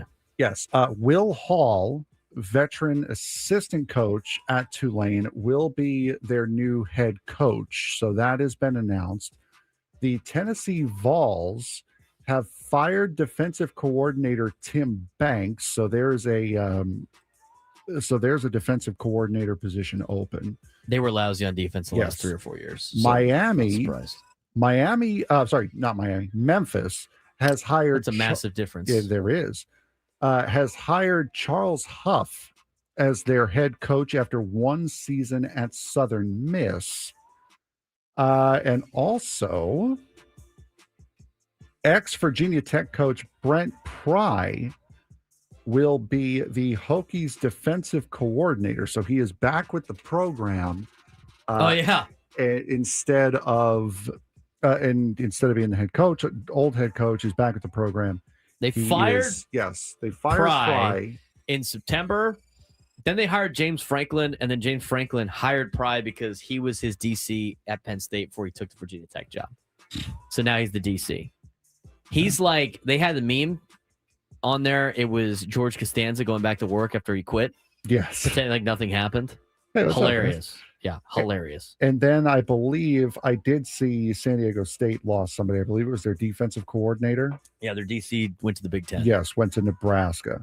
So that's where so that's where San Diego State. Coaching carousel news. It's usually a domino effect. I mean, you're going to see a lot of other guys moving around. I mean, Washington State needs a head coach now with the whole fiasco of Penn State hiring Matt Campbell, and then Iowa State in about 50 seconds hiring the Washington State head coach, and now Washington State needs a new head coach. So, I mean, there you go. It has been properly nuts this offseason, though. Number 2. I want you to follow me on this one. I know you're not the biggest international soccer fan, but this has local ties. Mohamed Salah has been omitted from the Liverpool squad for their Champions League match tomorrow with Inter Milan. Liverpool have temporarily removed him from the selection following an explosive interview in which he took aim at the club's head coach and other members of the organization. In his news conference on Monday ahead of the Inter game, Arne Slot, who is the head coach for Liverpool, said he was caught off guard by Salah's comments about his treatment by the club. Salah has not played in the last 3 games, and now he's completely off the roster for the Champions League game. There have been rumors swirling over the summer that the biggest name that Egyptian football has ever had could be coming to San Diego FC. Is this the first step in now seeing San Diego FC get a premier world-class player the same way we've seen out of LAFC getting Son, the way we've seen Inter Miami with Lionel Messi and others? I think so. I mean, this is a big sign that they would need. I mean, they tried to do it with Tuki Lozano right when they first started, but I think this would be the bigger, better one. And I think you're going to start seeing more of that in the MLS. The more people support the MLS, the more money they make, the more they can spend on big-time players, which would create more money and revenue. So I think that's the case. And Mohamed Salah has been with Liverpool for years, and he has been their star player for years. So this is a properly massive name that has been linked to San Diego FC for next year. Number 3. Rookie Shedeur Sanders will remain as the starting quarterback for the Cleveland Browns' final 4 games of the season. Head coach Kevin Stefanski has announced Sanders, the 144th overall pick in this year's draft, started the previous 3 games. He is now going to play the remainder of the season. Surprised that they're not going back to Dylan Gabriel. I'm honestly surprised that they're sticking with Shedeur. I'm not surprised. I thought when they drafted Shedeur, I thought he'd be the starting quarterback by November because they had nobody. They weren't going to go with Deshaun Watson, right? They had Joe Flacco, Dylan Gabriel. They drafted as well, but he wasn't very when he got drafted. I was like, that he doesn't translate to the NFL either. They're going to get into a jam. They're going to be bad, and then Shedeur's going to take over, and they're just going to let Shedeur play the rest of the year, and that's exactly what they're doing. So no, I'm not overly surprised. So do you think that they are, oh God, they're showing Tirso Ornelas as the projected DH for the Padres next year? Well, currently he would be the DH. Yeah, with Gavin Sheets at first base. That's a sight to behold. Anyway, so are you surprised that Shedeur is the starting quarterback because they think he's good enough to be the starting quarterback, or are they just trying to eat up the last 4 games? I think it's both. I mean, he's going to eat up the last 4 games, and I think they're going to try to see what they got with him. Because remember, playing NFL games. Because remember, they didn't look too shocked about drafting. They didn't look too happy about drafting him. The team personnel did not. Right. I'm sure the owner was stoked. They're going to let him play. I mean, Kevin Stefanski, you don't even know if he's going to be the coach there next year. Here's Shedeur. I'm not surprised. Well, it's the Browns, dude. We're gonna save a lot of the college football stuff. We have Mark Neville coming up in the next segment to talk about the Holiday Bowl, and we'll try to save as much of the Notre Dame Miami stuff for when we can fit it in here. Yeah, I mean, the Notre Dame, we're going to get to a lot of that. It's the winter meetings going on right now, which impacts us, obviously, with the San Diego Padres. But at the same time, later on in the week, we're going to have a lot of time. I mean, you're going to have a lot of time to talk about the college football playoff. Yeah. Because it takes forever for that thing to get started. But I think not this weekend, but the following weekend, they start the first round games. Mm-hmm. At least they moved that up. There's a lot of stuff. In fact, we're going to talk later in the week about some collective bargaining in college football that's starting to populate. Noon hour comes to go back. Playoffs.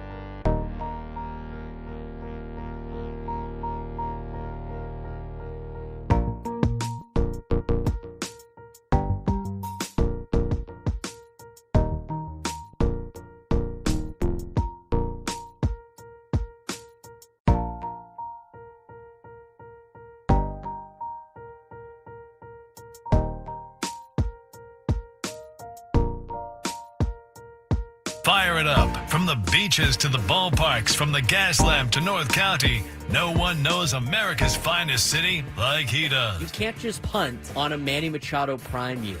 He's a fourth-generation San Diegan, born and raised in the heart of this community.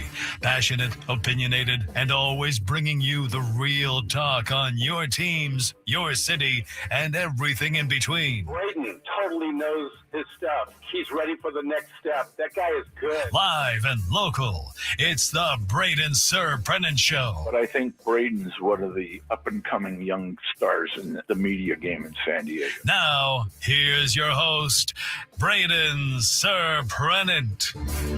New lunchtime hour on 97.3 The Fan. We've talked a lot of Padres baseball, a lot of winter meetings, a lot of MLB in the first couple of hours.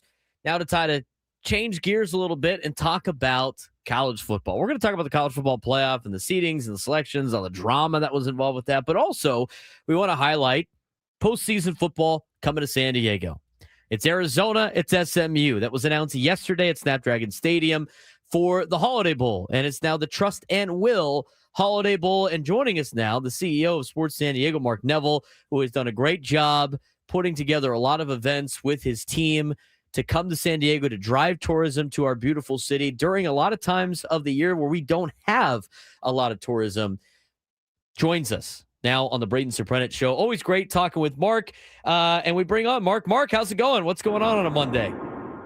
Hey, it's going pretty great today after the matchup that we got for this year's Trust and Will Holiday Bowl. But before that, I'm kind of surprised, Braden. I did hear from you after our most recent event, the Rady Children's Invitational, in which your alma mater, surprisingly, I think, even, took the championship.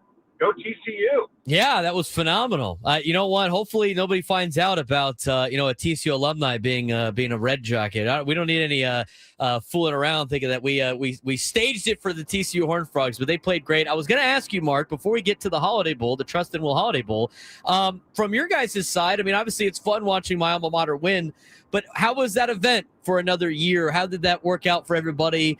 Give us the update on everything that went well on your guys' side.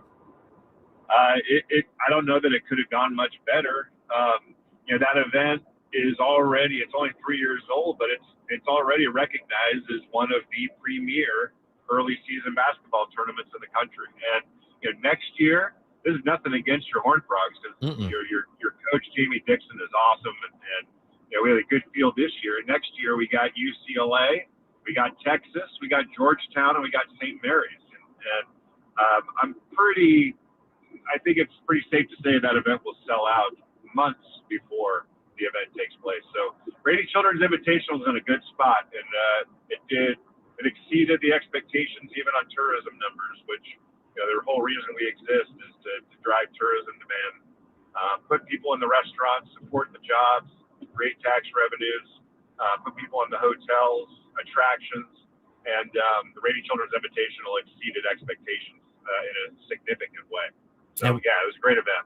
We talked with Jamie Dixon on the Monday of that Thanksgiving week, and he talked about how great it was to be in there and how they wanted to be in that tournament for a couple of years. Things didn't align, but it sounds like for a lot of people that we've talked to in college basketball, there's a lot of teams and big-time schools that want to be a part of this, and I know you're working on all the future games as well, really down the road where you can't release a lot of that information yet, but it's great that that's really taken off. Let's talk about the big events that you guys always put on the Holiday Bowl, the Trust and Will Holiday Bowl.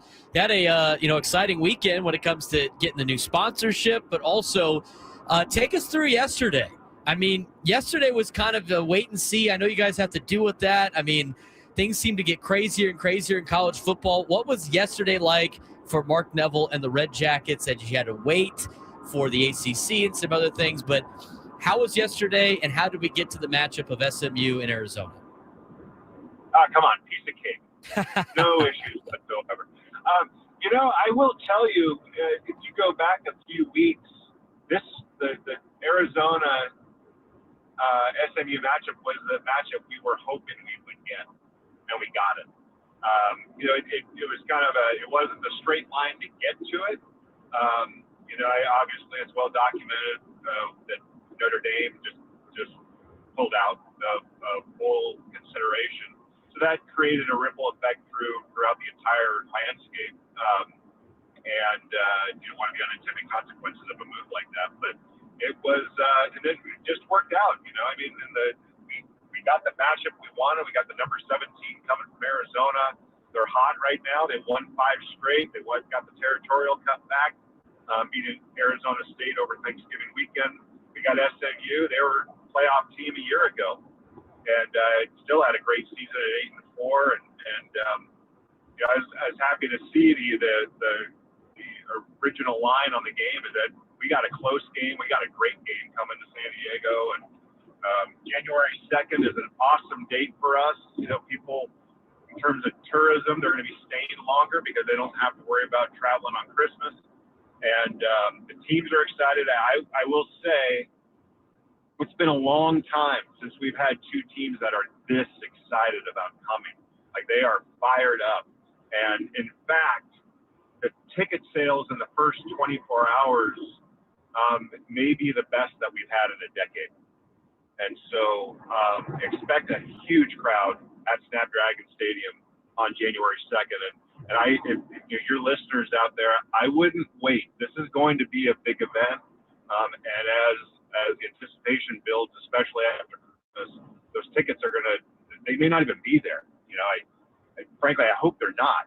So I would encourage everybody to get those tickets now, because this is I would put this up it's a top 5 bowl game outside of the playoff. So yeah, this is a good one. I'm much happier today and feel much more at ease than I did a week ago. That's for sure. I think it's a great matchup. It's 2 teams that have played in very memorable Holiday Bowls in the past, not necessarily against each other, but have been here before way back in the day when it was at Qualcomm Stadium and Jack Murphy Stadium. So it'd be cool to get a little nostalgia Holiday Bowl coming up in this on January 2nd. You mentioned the game day. I mean, obviously that's great. You got to deal with Fox, which is awesome. You got a great kickoff time, and I think a lot of people have that day off as a holiday too, the day after the New Year's Day. So it should be a fun weekend. But for everybody, let's say, Mark, I mean, there's a lot of people that want to. Real quickly, Brad, what we're kind of taking that on too. We're going to own that January 2nd. We're telling people the holidays ain't over till we say they're over. And I think January 2nd is a perfect way to wrap up the holidays. And again, I got to tell you also, Trust and Will, I can't say enough about them. We needed someone to join us as our entitlement partner. We rely on the community for this event, ticket sales and other sponsorships and civic contributions and things. And Trust and Will showed themselves to be a true community partner and a great citizen for San Diego. Not only are we lucky to have them as our title sponsor for the Holiday Bowl, but our entire community is lucky to have them because they truly are. They're invested in this community, and I can't thank them enough. What I was going to get to, Mark, too, is like with the week. I mean, for people that can't attend the game or miss out on tickets, you guys have a lot of great events throughout the week for Bowl Week for everybody that's an SMU fan, an Arizona fan, but also San Diegans that wanted to come out and check out all the festivities. What's the Holiday Bowl week like? What are some of the events that expect to see around San Diego, maybe for a lot of traveling parties that want to come out here? It's not just the football game. There's a lot of build-up and lead-up that the Holiday Bowl puts on. Yeah, and the one event that we produce on game day that has always had more people than even at the game is our parade that we do downtown, the Port of San Diego Holiday Bowl Parade presented by Kaiser Permanente. I mean, it's, we built it as the largest balloon parade in the country, and with the floats and the marching bands, and it has become a tradition for a couple generations now, that on game day morning, it'll be at 10 o'clock on Harbor Drive. That parade takes place at 10 o'clock. And then right before that, we also have the Port of San Diego game day 5K. So we got a 5K run that takes place. We got some events the night before. We got part of getting a game ticket for the Trust and Will Holiday Bowl. You also, the first 10,000 fans in attendance get a free SeaWorld ticket, which is great. I mean, and then the pageantry that surrounds the game with the halftime show and our military tribute for pregame. And then, events leading up to it, as you were saying, it is a special time it's a celebration of college football. It's a celebration of bowl season, but even more than that, it's a celebration of San Diego. And we encourage and invite everybody to join us, because there's something for everyone, whether it's the parade or the game itself. Even if you're not a football fan, you're going to have a great time at the Trust and Will Holiday Bowl. So I encourage everyone, go to holidaybowl.com. All the information is there. Last thing I got for you, Mark. I mean, obviously, this game's going to be fun. I know you're focused on this one, but obviously, potential games in the future. If I'm not mistaken, this is the last year of the ACC Pac-12 potential deal. It sounds like a lot of the bowl games contracts are up. What can you speak on in terms of, future entities with the Holiday Bowl, if you can? I know you might not be able to, but a lot of bowl games are changing their contracts in the near future, but it sounds like the Holiday Bowl is in a really good spot for years to come. We are. The Holiday Bowl is going to stick around. And what the matchups will be and all that stuff, I can't tell you right now, but know that I think I've heard from nearly every conference asking what our plans are in the future. So we gotta bob and weave a little bit as the playoff gets sorted out, because that will kind of dictate what it looks like in the future for us. But I will tell you, the weeks leading up to the selection, I feel like the prettiest girl at the dance. And I think you know me well enough that I'm not ever the prettiest girl there, Braden. But San Diego is the best bowl destination in the country. Our volunteers, the red coats like yourselves, do better jobs than any volunteer corps in the country. And the Trust and Will Holiday Bowl has a tremendous reputation. Everybody wants to play here. And so we got two teams who want to be here, two teams who are going to be largely intact from everything I'm hearing. And we have two teams that want to win this game.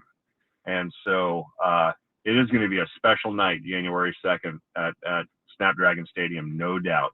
And your listeners aren't going to want to miss it. At holidaybowl.com. It's a big event and a celebration for football in San Diego. We're looking forward to it, Mark. Again, it might be the red jacket. Maybe that's why you're getting approached a lot of these deals. It's a nice looking jacket, Mark. The red jacket. I don't make it look good, but I'm proud to wear it. That's for sure. We appreciate the time as always. I'm sure we'll have you on closer to the bowl game itself. But congrats on the matchup, and should be a fun couple of weeks for you, getting everything planned and finished on the details. We appreciate the time. Yeah, thank you very much, Braden. Mark Neville, CEO of Sports San Diego, joining us on the Braden Surprenant Show. We got to take a quick break. When we come back, we'll dive into some more rumors going out there in Major League Baseball. And a little bit later, we'll talk, a little college football and get to the NFL and everything like that. Craig Stammen is expected to meet with Sam Levitt later on this hour. AJ Preller is expected to speak at winter meetings. Later on this hour, we will try to get you those interviews in the 1 o'clock hour. But a lot going down in Orlando at the winter meetings, a lot going on in sports. Stick it right here on the Braden Surprenant Show, San Diego Sports Station 97 through the Fan.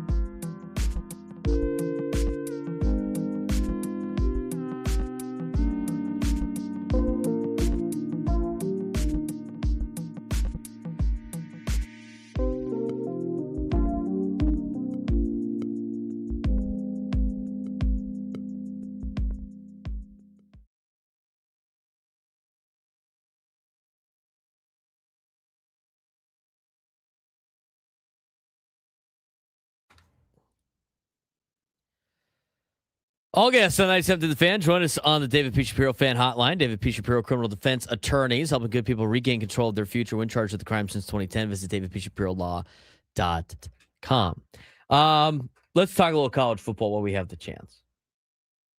We'll spend too much time on it. We're still waiting to hear about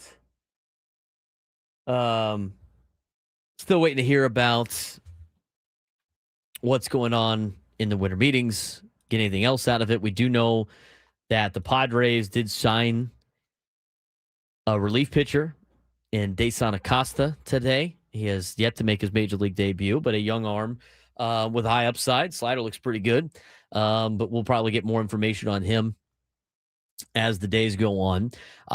It sounds like Craig Stammen and AJ Preller are going to be talking with the media at some point during this hour. And we will talk as much about the Padres winter meetings as possible, as long as we continue to get, obviously, information and new information. We'll pass it along as the week goes on. That's going to be our coverage for Monday through Wednesday. Thursday and Friday, we'll be in Baltimore for our show before the Army-Navy game on Saturday. Frank's excited. I'm excited. And then back to a normal week next week. And, I mean, it's getting down to the final couple weeks of the regular season for us, Frank, the regular calendar year before we start looking at 2026. But real quick, excited about the Holiday Bowl. It's going to be a good matchup, I think. Yeah, absolutely. It's going to be a lot of fun. I was very excited for you when I saw that Arizona was going to be in here, and then to see SMU coming in to represent the ACC. I had fun last year with it being Syracuse representing the ACC, and now with Arizona representing the Pac-12 this year, because they still have that contract where they can pick other Pac-12, like the old original Pac-12 representatives, which is why Arizona's in here as the Pac-12 rep. It's going to be a fun game. It'll be a really, really interesting game.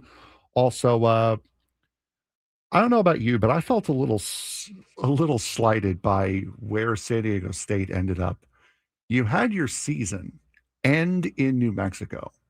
You had the bowl game. You had the Mountain West Championship game lost in New Mexico. And now the bowl committee makes you go right back. That feels a little rude to me. Well, I mean, the bowl committee doesn't. No, I know I know it's just the way it happened. Kind of the tie-ins with the Mountain West. I mean, that's kind of where you're going to be. I'd still rather play there than the Idaho Potato Bowl. Agreed, but it's just the San Diego State having to go back immediately to the same exact building that they ruined their entire season with. It's kind of odd that they play in the same place back-to-back weeks or back-to-back games. Yeah. Right. I mean, the bowl selection process is interesting for them. They all have different rules now, but these are all getting changed next year. So basically how it plays out is the Mountain West champion, if they're an automatic qualifier bid, in which they're one of the 5 highest ranked conference champions, they get to go to the college football playoff. They were not one of those. So then they go to the LA Bowl. And then, which I believe is the very first bowl. The very first Big 12, the very first Division I bowl. I think they play the 13th on Saturday. They play during the Army-Navy game, which I think is dumb. I think Army-Navy should be standalone. Agreed, 100%. I mean, the fact that they're playing a bowl game, during the Army-Navy game or before, whatever, like that the Army-Navy game to me should always be a standalone football game. Yeah, they're playing. Oh no, they're at night. So they're the nightcap of the Army-Navy deal. The D2 game, the Cricket Celebration Bowl between South Carolina State and Prairie View, that's head-to-head. Yes. That's head-to-head with the Army-Navy game. The LA Bowl, Boise State, Washington, that's going to be at 8 p.m. Eastern on ABC. And then if a slot is open from the Big 10 to the Big 12, the Mountain West will be the primary backup in the rate bowl, which used to be the guaranteed rate bowl. And then they got rid of, I guess, the sponsors, and now it's just the rate bowl. ESPN Events has the next selection of available teams for one of its 4 games listed in the box of Hawaii, New Mexico, Idaho, and any other bowl game that is available, which is likely in the Dallas-Fort Worth Metroplex, because they have like 3 or 4 of the bowl games. Yeah. They also have the Snoop Dogg Arizona Bowl presented by Gin and Juice by Dre and Snoop, they have the next selection of available teams in there. So because of all that, they end up in the New Mexico Bowl, which TCU won last year. Well, and if we get down to that bowl, there's a problem. The Natural Casings Bowl. The Frank's Natural Casings Bowl. That is a problem. So I don't want to spend too much time on bowl games because we have weeks to do it. But initially, I thought the overall situation with the bowl game with all of the deal with Notre Dame, and we're going to dive deeper into this like later on in the show, but like Notre Dame causing a fiasco of opting out and like we're not playing in bowl games and all this, bitching, moaning, and complaining because they didn't make the college football playoff, which by the way, next year they're contractually obligated to make the college football playoff if they finish in a certain threshold. Since they don't have a conference, they get the benefit of keeping the TV contract with NBC that they don't have to share.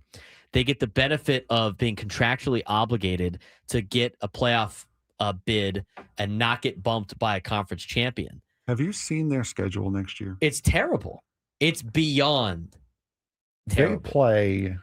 Oh, let me get it up here.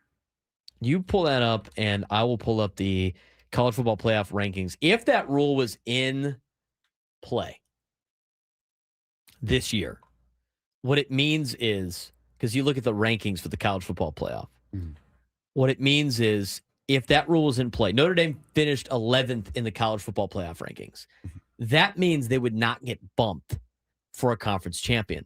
They got bumped for a conference champion this year. So did BYU because they finished 11th and 12th, and the top 5 rated conference champions made the playoff, which I thought was funny. When they made this rule, I was like, oh, there's a possibility that 2 group of 5 schools could potentially make it. Everybody's like, there's no way that's ever going to happen. Well, son of a gun. 2 years into this, 2 group of 5 schools made it.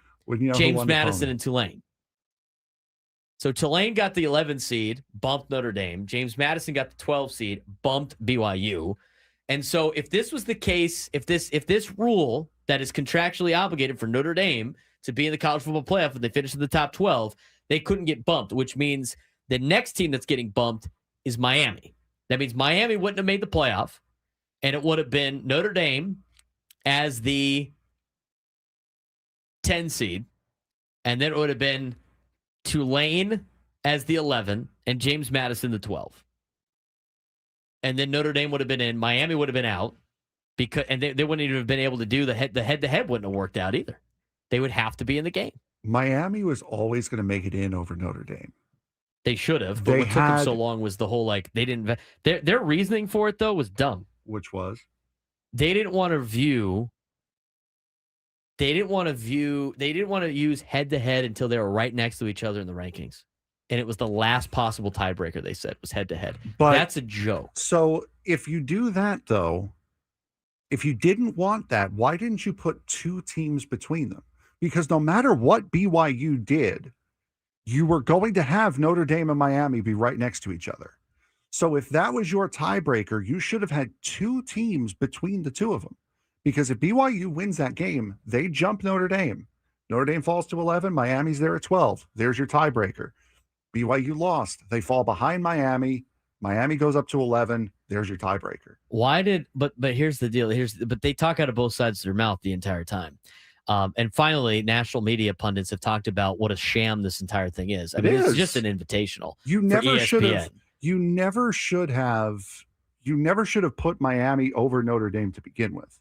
If you were going to end up using head-to-head, you never should have put Notre Dame over Miami to begin with. But they don't view head-to-head as being important unless they're right next to each other. They have it as like the lowest tiebreaker. So that was the lowest tiebreaker for them. But their reasoning on a lot of stuff was BS. The BYU thing, right?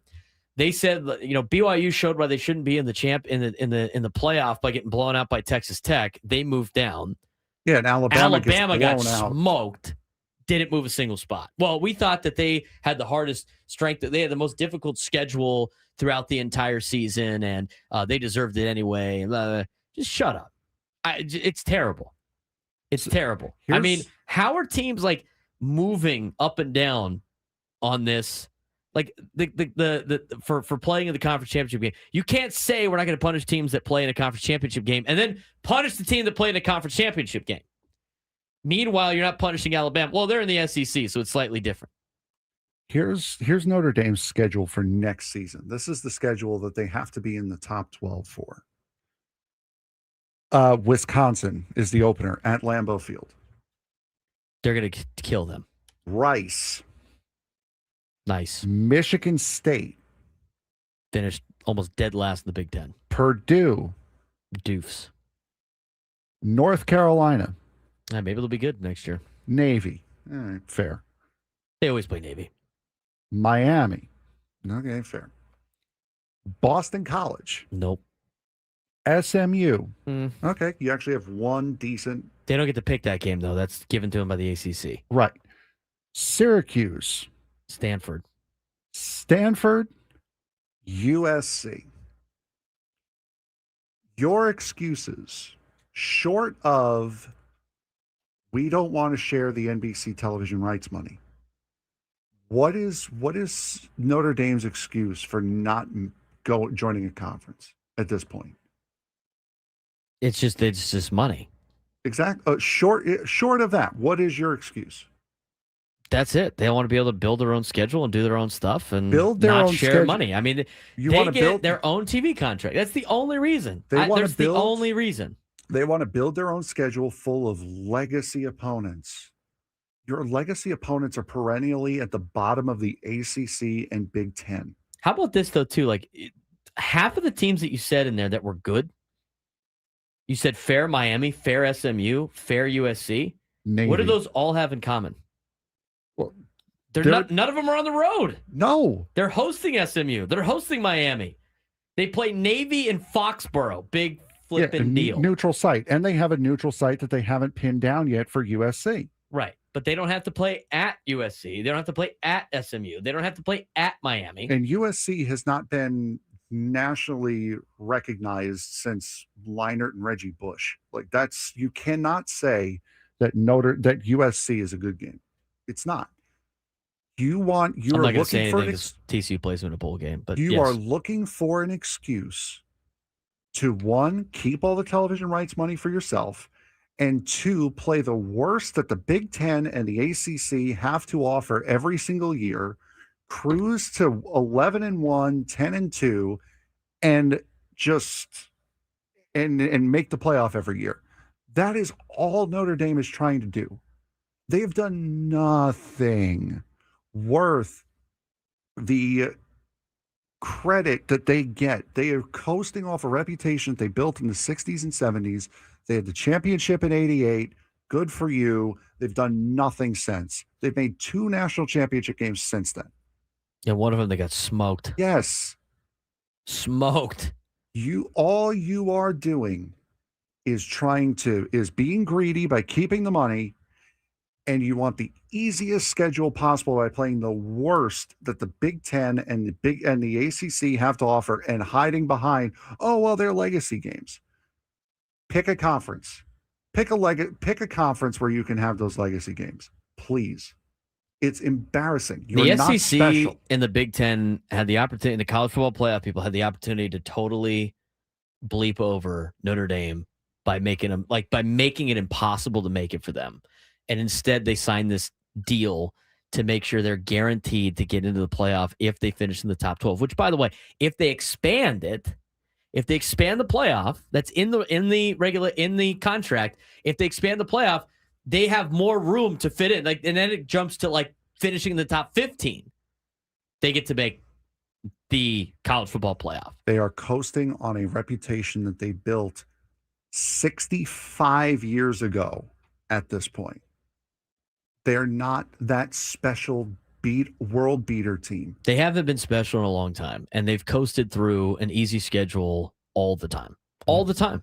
Even to look at this year's schedule, their 2 toughest games this year were Miami and Texas A&M. What did they do in those games? They lost. They can't be rewarded for losing. They played Purdue. They suck. They played Arkansas. They fired their coach. They played Boise State, who's one of the worst Boise State teams they've had in a decade. NC State, lousy. USC's not bad. All right, sure, they're okay. At Boston College, they suck. Navy, like, we're going to the Army-Navy game, and Navy had a great year. There's no reason why Notre Dame should ever be contested by Navy. Like, they should play the game, but that game's never going to be close. At Pitt. Pitt didn't even care about playing Notre Dame before the game. Their head coach is like, it's not an ACC game. I don't really care. Syracuse, are you kidding me? Boston College and Stanford. Syracuse. Boston College and Syracuse had a combined conference record of 1-17. Terrible. Michigan State and Purdue had a combined conference record of 2-14. That's a disgrace. An absolute disgrace. Yeah, and they get to play SC at home, too, this year. And everything about Notre Dame and what upsets people about Notre Dame is their arrogance about everything. And like, well, we didn't get our way, so we're going to take our ball and go home. Are you kidding me, dude? Are you kidding me? And they're not the only team. They're the most prominent, but there were several teams. Like I know Florida State. I just saw the list. Yeah, but there was like those 6 or 7 5 teams. and 7 teams Right. that had already packed up for the winter. Most of the kids are gone. Like, they can't just like form the team together. It's like, hey, look. I mean, Florida State knew they weren't going to a bowl game for a month. Right. I agree. It's different. Agree. This team was 10-2. No, I agree. I'm just saying all I was saying was they were not the only team to just say no to a bowl game, to drop the bowl game. But yeah, the fact that they did it after not making the playoff, that's the difference. Exactly. No, and they're not in a conference, so they can't be held accountable. Iowa State and Kansas State both said we're not playing. At least Iowa State is like, our coaching staff's gone. Yeah, exactly. And it's a different thing. But guess what? Kansas State and Iowa State got $500,000 by the Big 12 for losses and not making a bowl and not going to a bowl game. Yep. The whole situation with Notre Dame is a sham. The college football playoff is a sham, and everything being catered to Notre Dame, who doesn't play anybody any year, and talks about how great it was back in 1943 when they're winning national championships. I mean, if you look at most of their national titles, they're all in the 40s. Most of them are unclaimed. Yeah, I don't even want to talk about the unclaimed ones, just the claimed national titles. 1924, 1929, 1930, 43, 46, 47, 49, 66, 73, 77, 88. They won most of their titles before World Wars. It's a joke. Sticking it to ESPN. Come on, you're not sticking it to ESPN. No, ESPN's making money on all these games regardless. Right, Adam. And Alabama making it with 3 losses and being uncompetitive against Georgia. That ain't right either. I agree. There's a lot you can talk about in this college football playoff ranking system that is just an utter joke. Alabama has done absolutely nothing to make the college football playoff. Yes, they have. What have they done? They're Alabama. They're Alabama. That's all you need. It's all, and the excuses they make. I mean, Alabama. What's Alabama? Alabama beat Georgia on the road, and that's just enough. It's okay. But they're like, oh well, they beat Tennessee. Tennessee sucked this year. Lost the opener to Florida State. Unbelievable. They lost to Florida State, who was awful. They lost to Oklahoma. All right, that's solid. They lose to Georgia, but you shouldn't be getting rewarded for losses. We're talking about you got to win. Eventually, got to win. What about BYU? I mean, BYU, they got smoked by Tech twice. But the thing is they got punished for playing in the Big 12 championship game where Alabama did not. It should have been an issue. BYU should have stayed where they're at in that game. Did you see what Peter Bavacqua, the AD for Notre Dame, said today? No. We are mystified by the actions of the conference, speaking of the ACC. They have certainly done permanent damage to the relationship between the conference and Notre Dame. What conference is Notre Dame a part of in basketball? The ACC? Yeah. So you're ripping the ACC when every other sport you're in the ACC. Like, this is beyond childish at this point. Yeah, it didn't make any sense. I mean, and here's the thing: people being upset that Tulane and James Madison are in the college football playoff. Just stop it. That Big 12 game did not matter for Notre Dame in the slightest because it was going to move BYU out from between the middle of them and Miami to begin with. That Big 12 championship game mattered for James Madison. Yeah, that was about it. If BYU wins that game, James Madison's out. Well, there's Tulane's the higher seed. Yeah, but they had the 5 highest ranked conference champions are in. It's Duke winning that threw everything off. Because if Virginia wins, they're in, and then James Madison's not.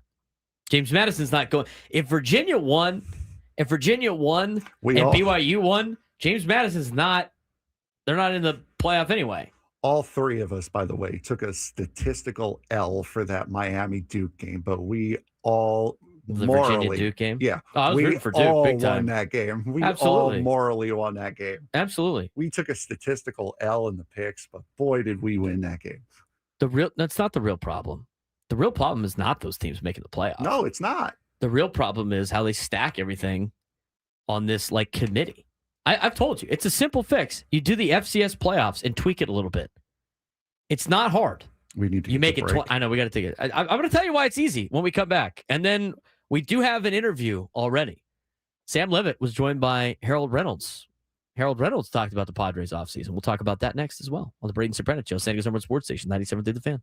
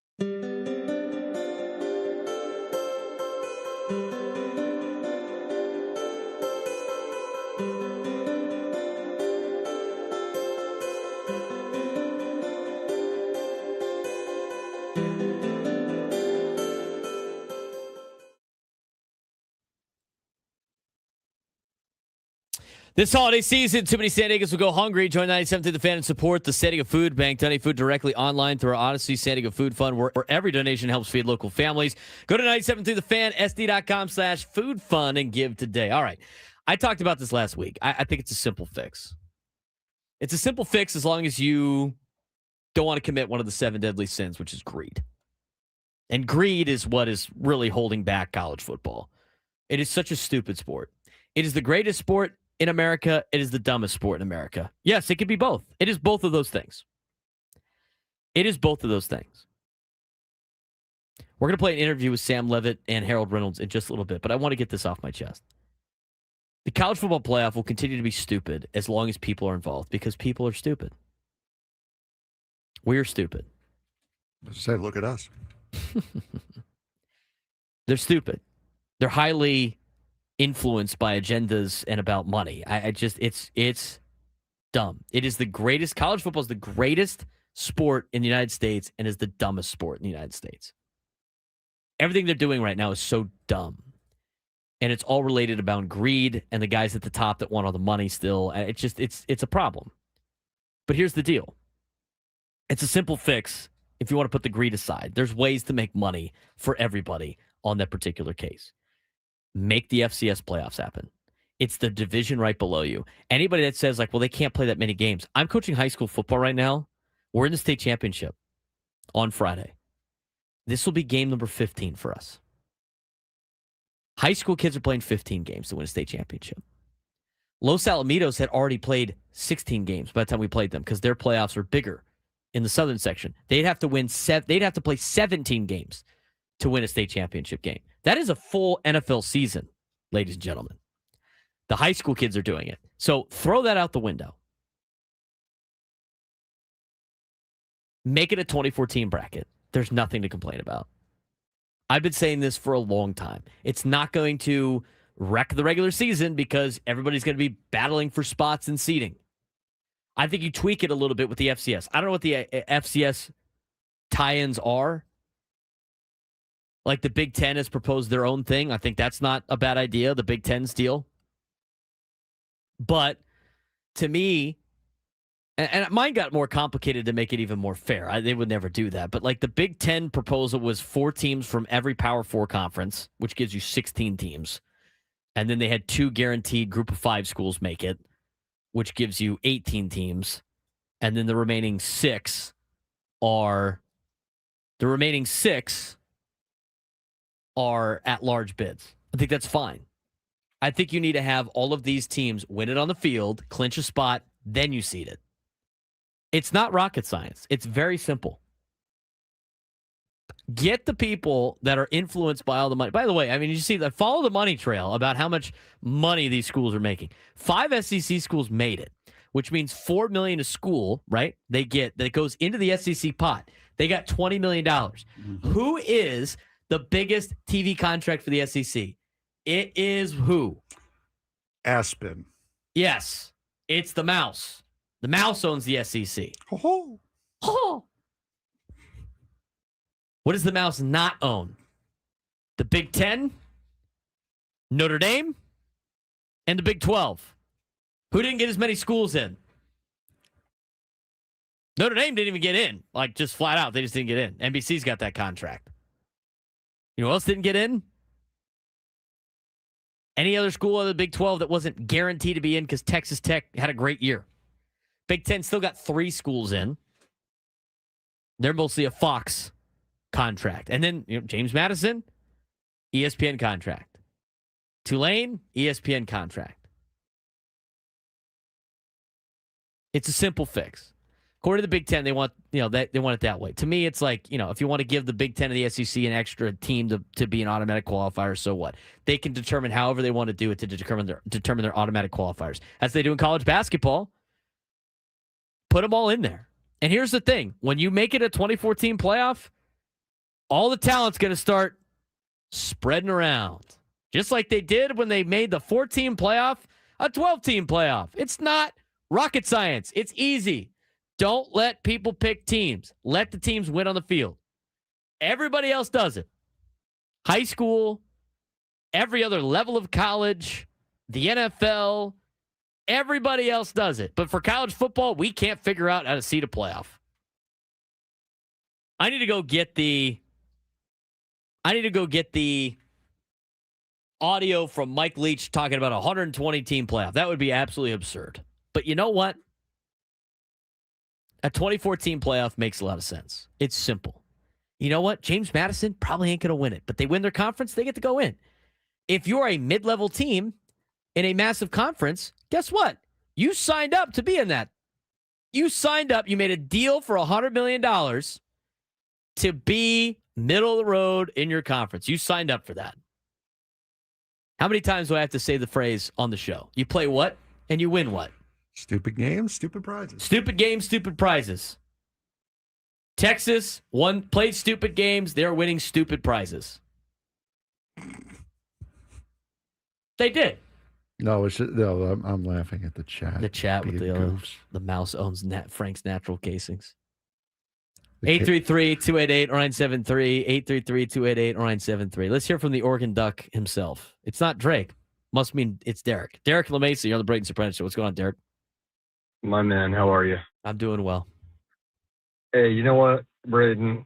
Preach, brother. Whether it's 12 or 24, can we just find an adult way to put the best 12 teams in the 12-team playoff? Look, you know me.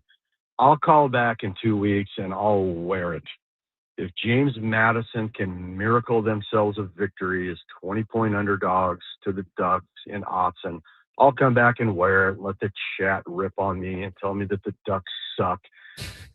James Madison, North Texas and Tulane, 20 versus 25.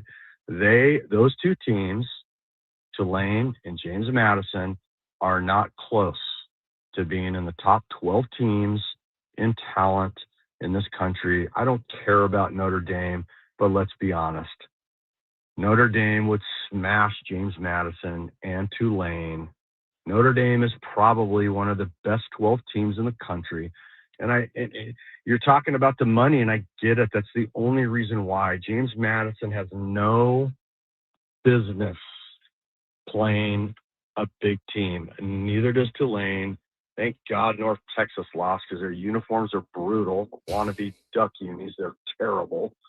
But I get it. Just the best 12 teams. Is it that difficult? Yeah, but they got to earn it on the field, Derek. You can't play the game of well, I think this team's good when they don't do it on the field. I mean, James Madison and Tulane won their conferences. If you got a problem with that, you got a problem with too many teams in your Big Ten. There's too many teams in the Big Ten. They signed up for that. They made it. They made their bed. They got to sleep in it now, Derek. We lost Derek. I love to hate UCLA, who is completely insignificant. I hate USC. Of course, I hate anyone from Los Angeles, but I just love it because they jumped. They destroyed my conference. I loved the Pac-12, even though we ate each other to death in that conference. I loved the conference. It was pure. USC and UCLA ruined it, and now they both suck. Even though USC was ranked this year, they're terrible. UCLA is a complete embarrassment. UCLA needs to run back to the Pac-12 to join San Diego State and all these other teams that are going to that brutal conference now. I agree with you, Derek. The problem is not James Madison. The problem is USC, UCLA, Texas, and Oklahoma put you in this situation. Texas, Oklahoma were in the Big 12. They'd be winning it. And guess what? They'd be in the conference, or they'd be in the playoff. Same with the Pac-12 schools. They played stupid games. They are now winning stupid prizes. Biggest fan, we come back.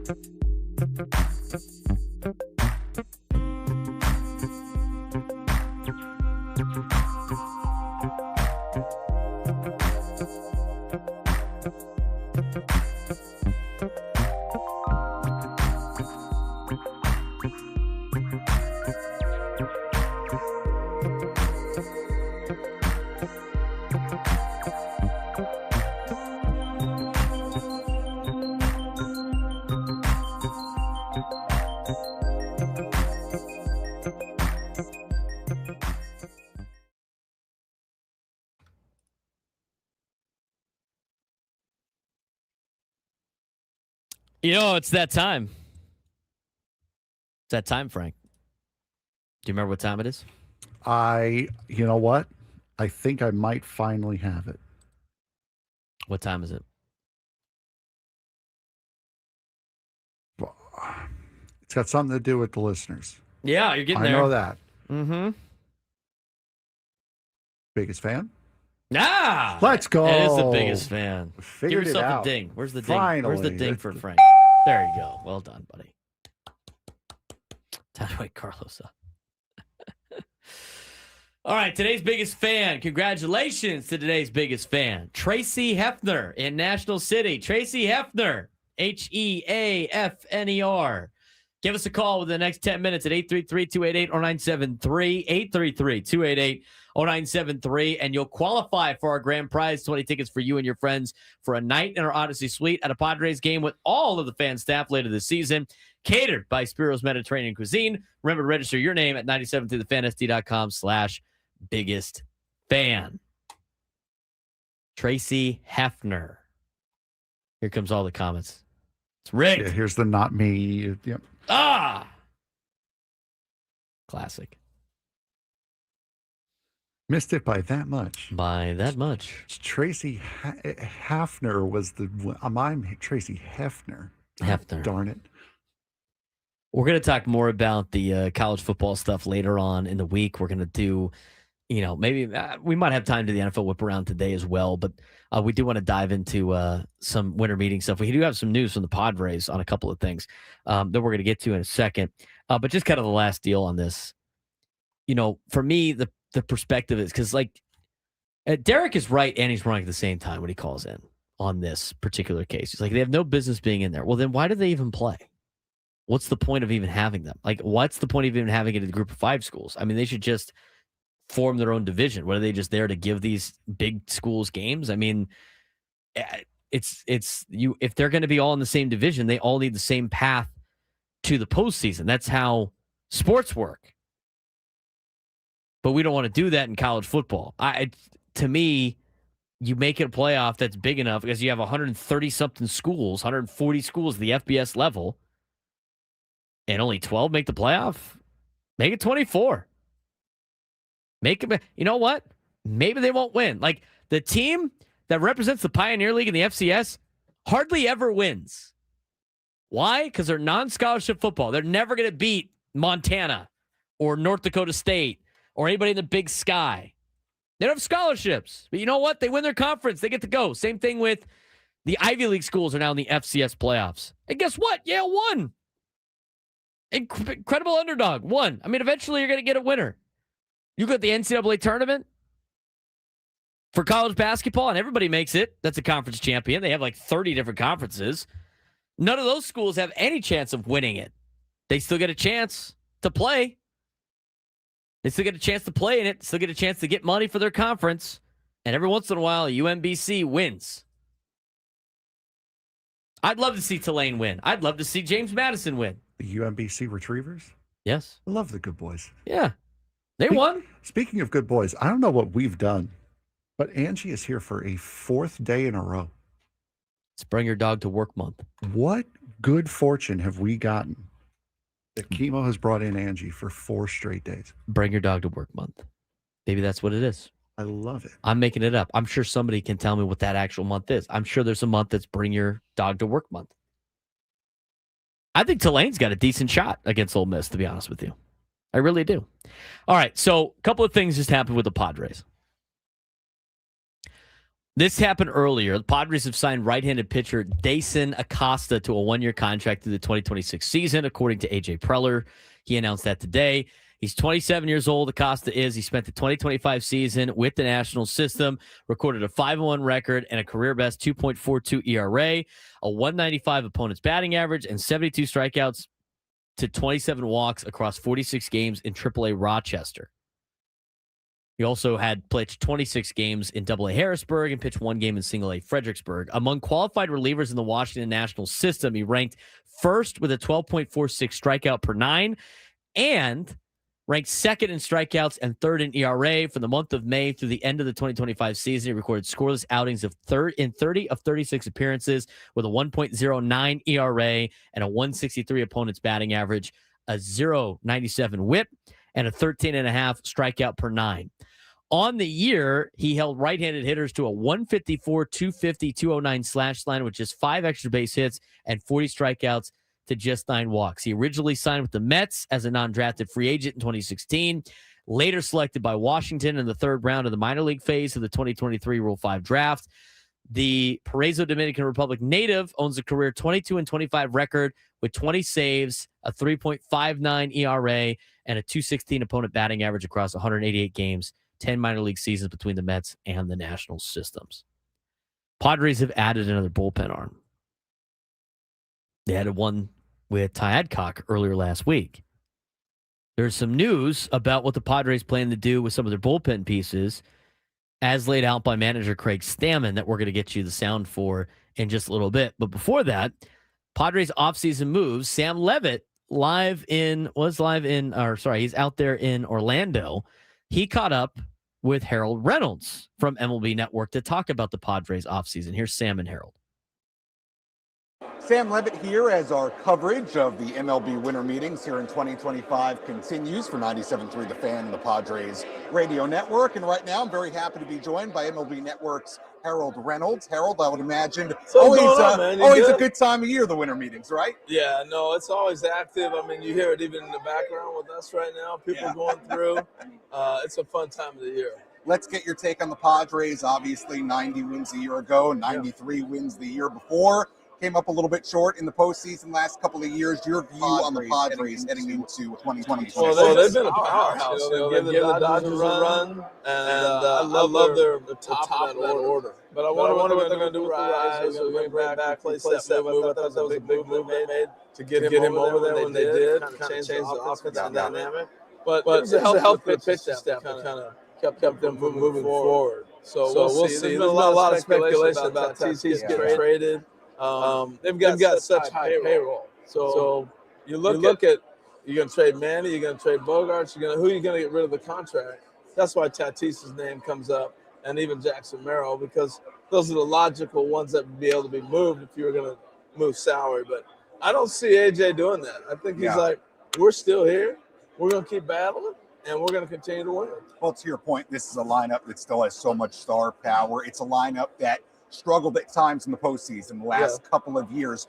From your perspective, from an offensive standpoint, what takes the Padres from a playoff contender to a team that can make a deep run?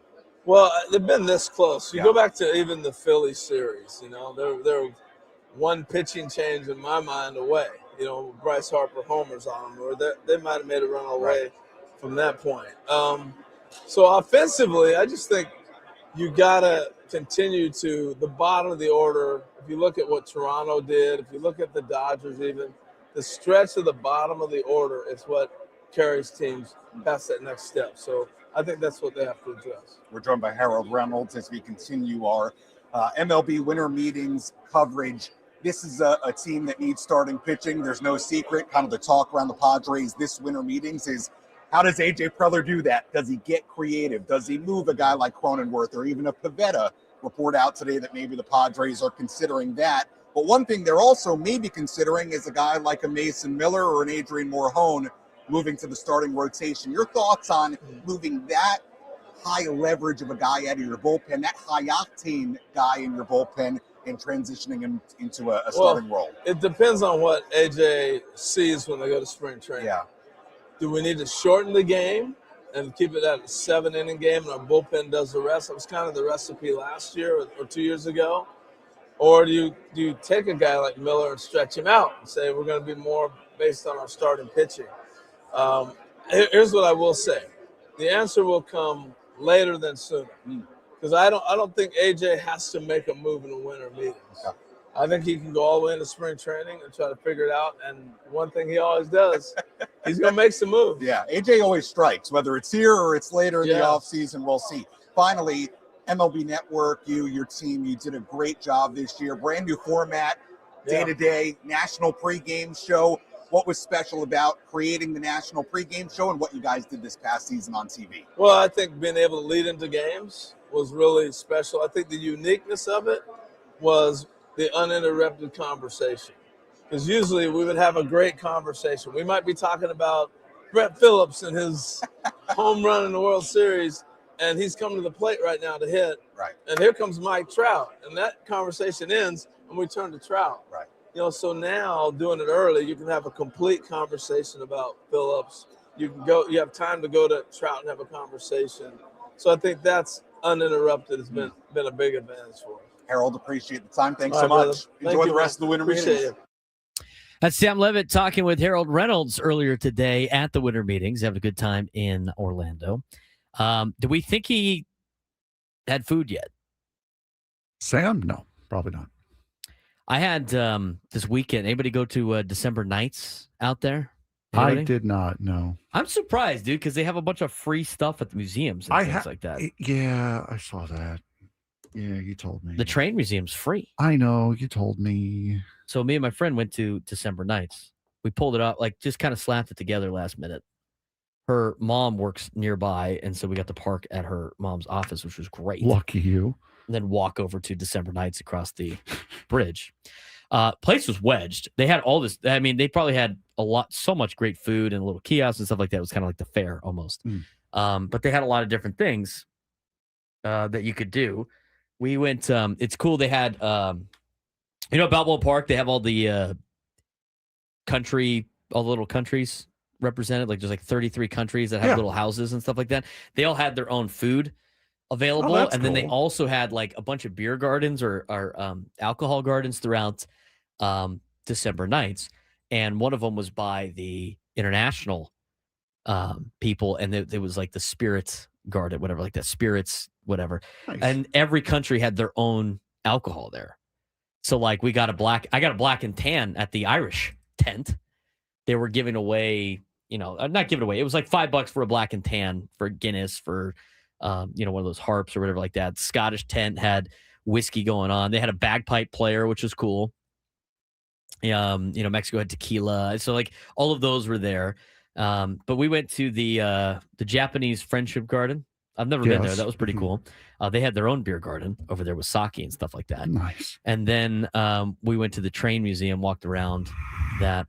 The cool thing about that, like a lot of the museums were just open and it was like wedged, but the train museum had like a line and they only let certain people in at a time. It's rude. I will say that I told him it was free, and then I was like, "Hey, I'm gonna go." And then Frank said this. He's like, "Ha! Too bad it closes at 6." And I'm like, "Up until 9 during December Nights." But surprised he didn't go. I find it a little rude that Balboa would do this. Why you got to put the train museum in the basement?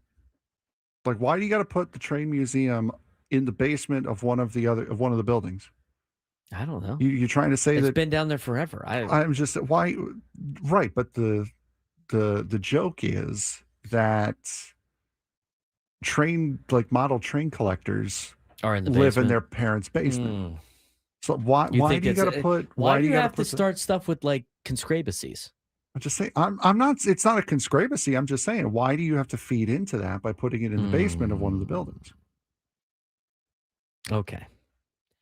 So anyway, we did that, and then we went down to Barbusa for dinner. I'm convinced Trey Wingenter was at Barbusa on Friday night or Saturday night.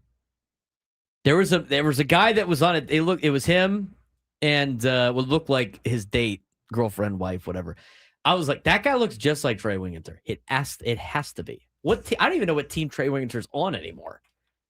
But I swear I saw him at Barbusa. That place was popping on Saturday. Had a great time. Phenomenal. If you haven't been down there yet, got to go. But we had chicken parm. Nice. Delicious. Their gnocchi is like pillows. Wow. It's like the lightest gnocchi you'll ever have. Delicious. And we split that and short rib lasagna. Ooh. Caprese salad at the beginning. Little caprese. Delicious. And then we walked down to Nona to get dessert. But Little Italy had like a little Christmas market going on. Yeah, they usually do. Wedged. They've usually got a couple little gimmicks going on. Yeah, hopefully that's the case. Go Aztecs. I didn't even think about that. Well, I saw Trey. I saw a guy that looked like Trey Wingenter at Barbusa. But it was a fun time down there. Have you been to Barbusa yet?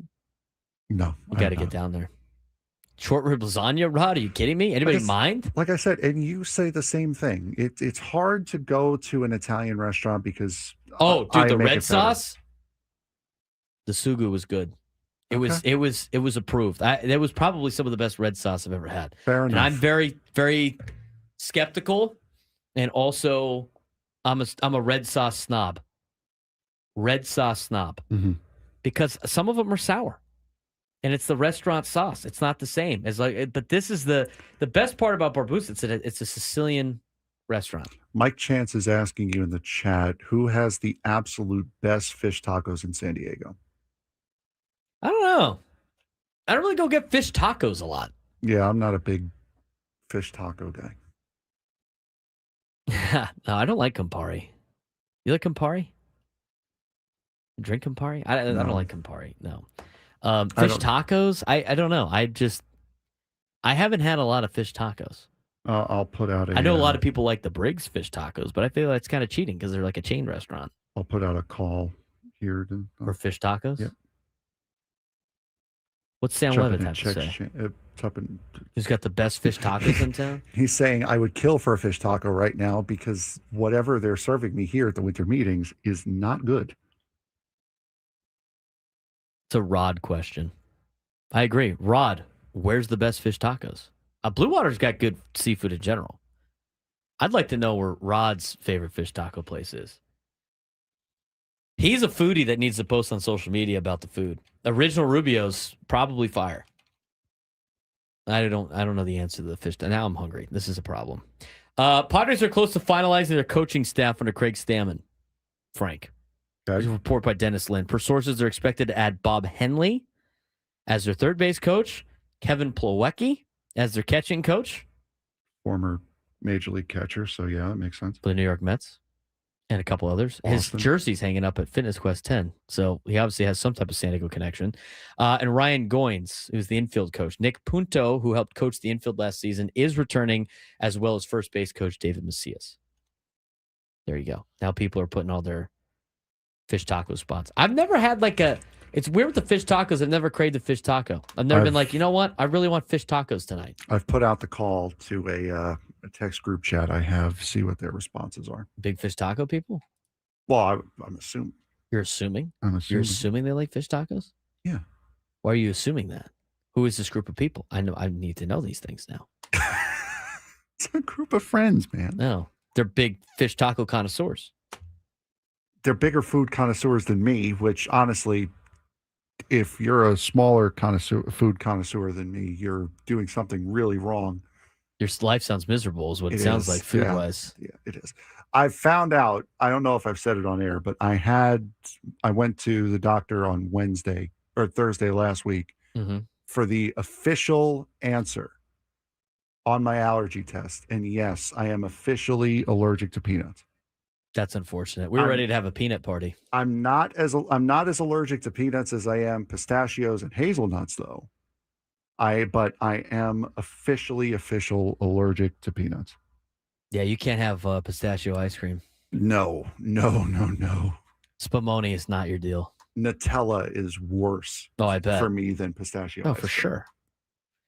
All right, we're still waiting to get some of the sound from the winter meetings. I think we're getting some stuff posted right now by Sam Levitt. But Craig Stammen met with the media earlier, 30-something minutes ago, and talked about Mason Miller and David Morgan and Adrian Morejon.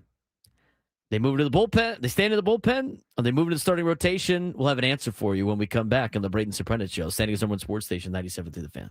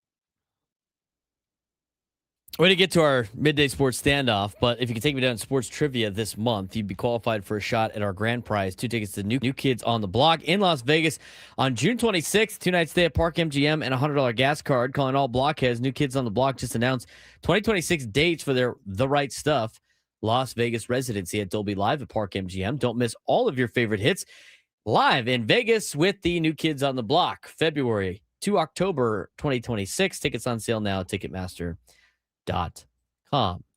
All right, we're still waiting on some sound and stuff from Sam, but we will talk about this anyway because they were asked about it, or at least Craig Stammen was. Alden Gonzalez on the report on this. So during the scrum and the talking to the media, Alden Gonzalez reports that here's some winter meeting buzz. In his winter meeting availability, San Diego Padres manager Craig Stammen said the team will keep Mason Miller, Adrian Morejon, and David Morgan in the bullpen rather than converting them to starters. The quote from Craig Stammen is, "It's a risky proposition health-wise and performance-wise, so the Padres are very much in the market for starters." That's a very expensive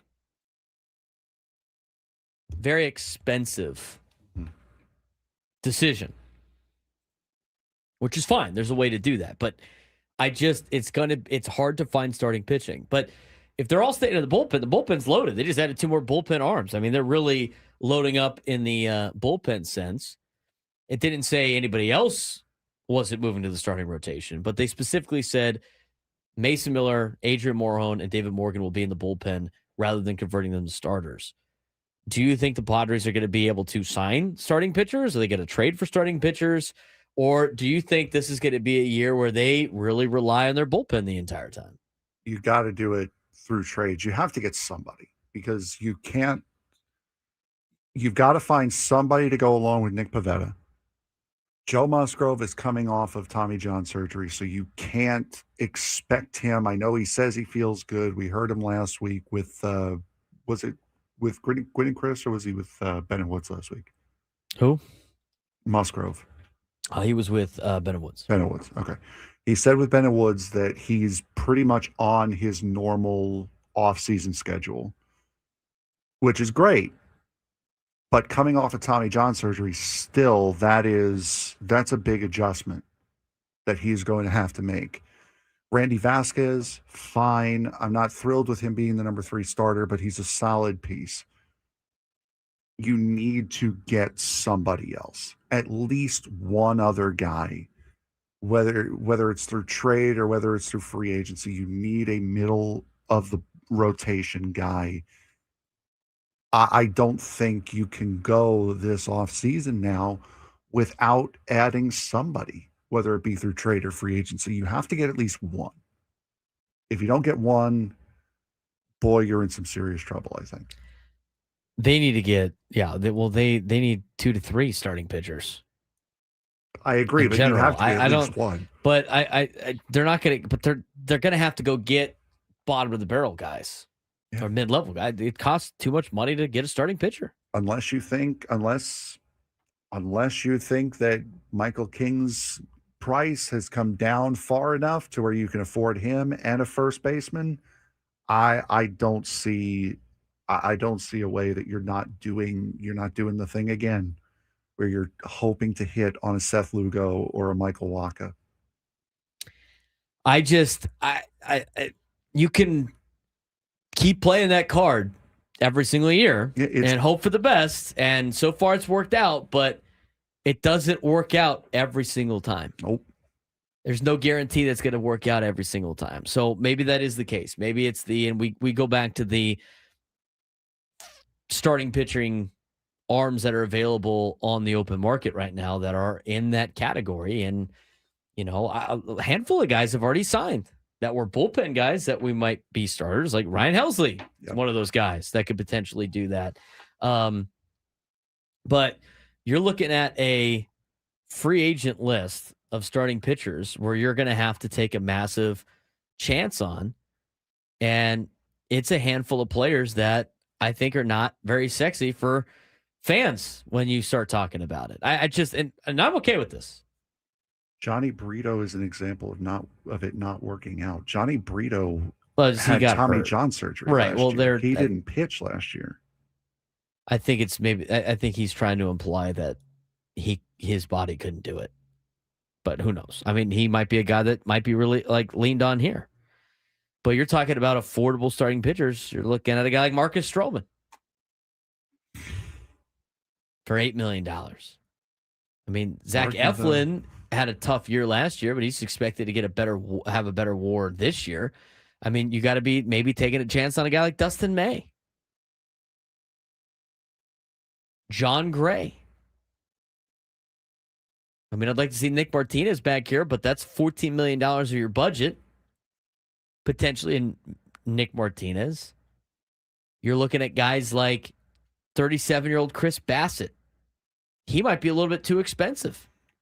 You're looking at guys like Chris Paddock. You're looking at guys like Patrick Corbin. You're looking at, I mean, this is Griffin Canning. These are some of the names that would be available.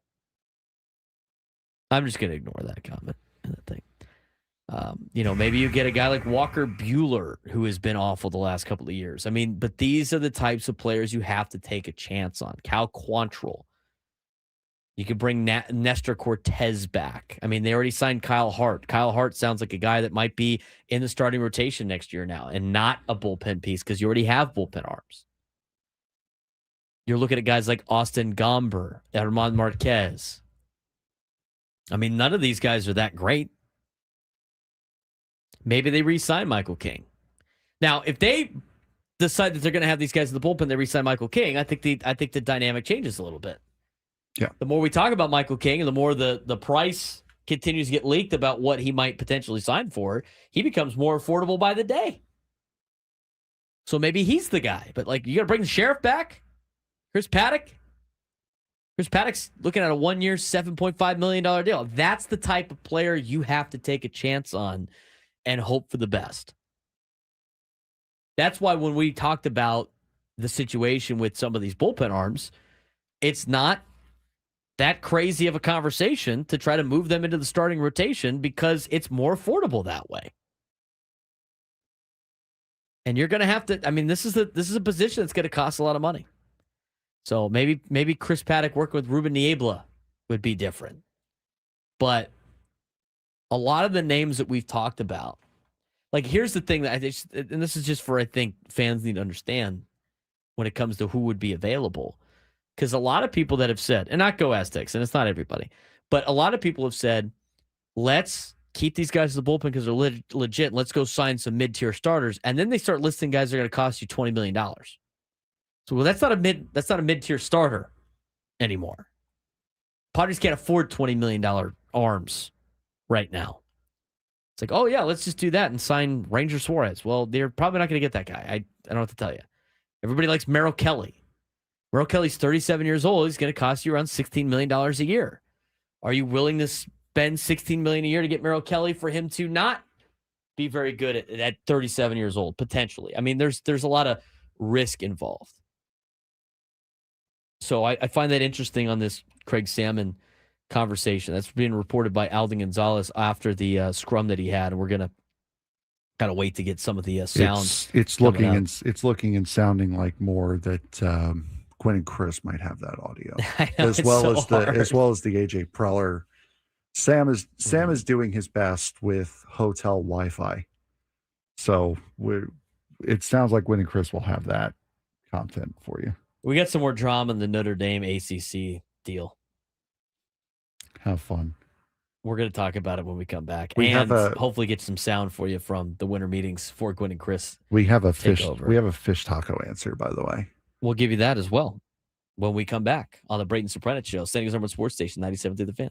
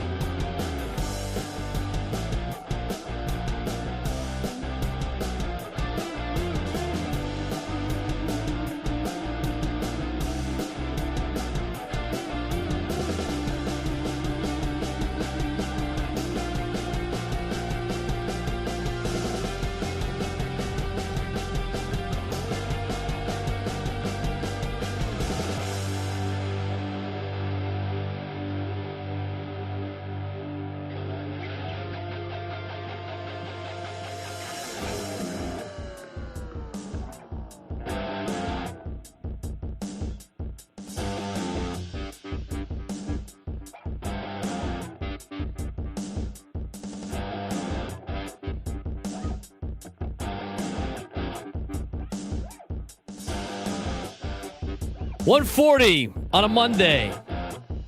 Where'd the time go? Where did the time go? Seriously, especially today. I mean, it was 10:30. You blink, and now we have 20 minutes left. You better get all your stuff in. Uh-oh. I should probably start working on my post-production stuff.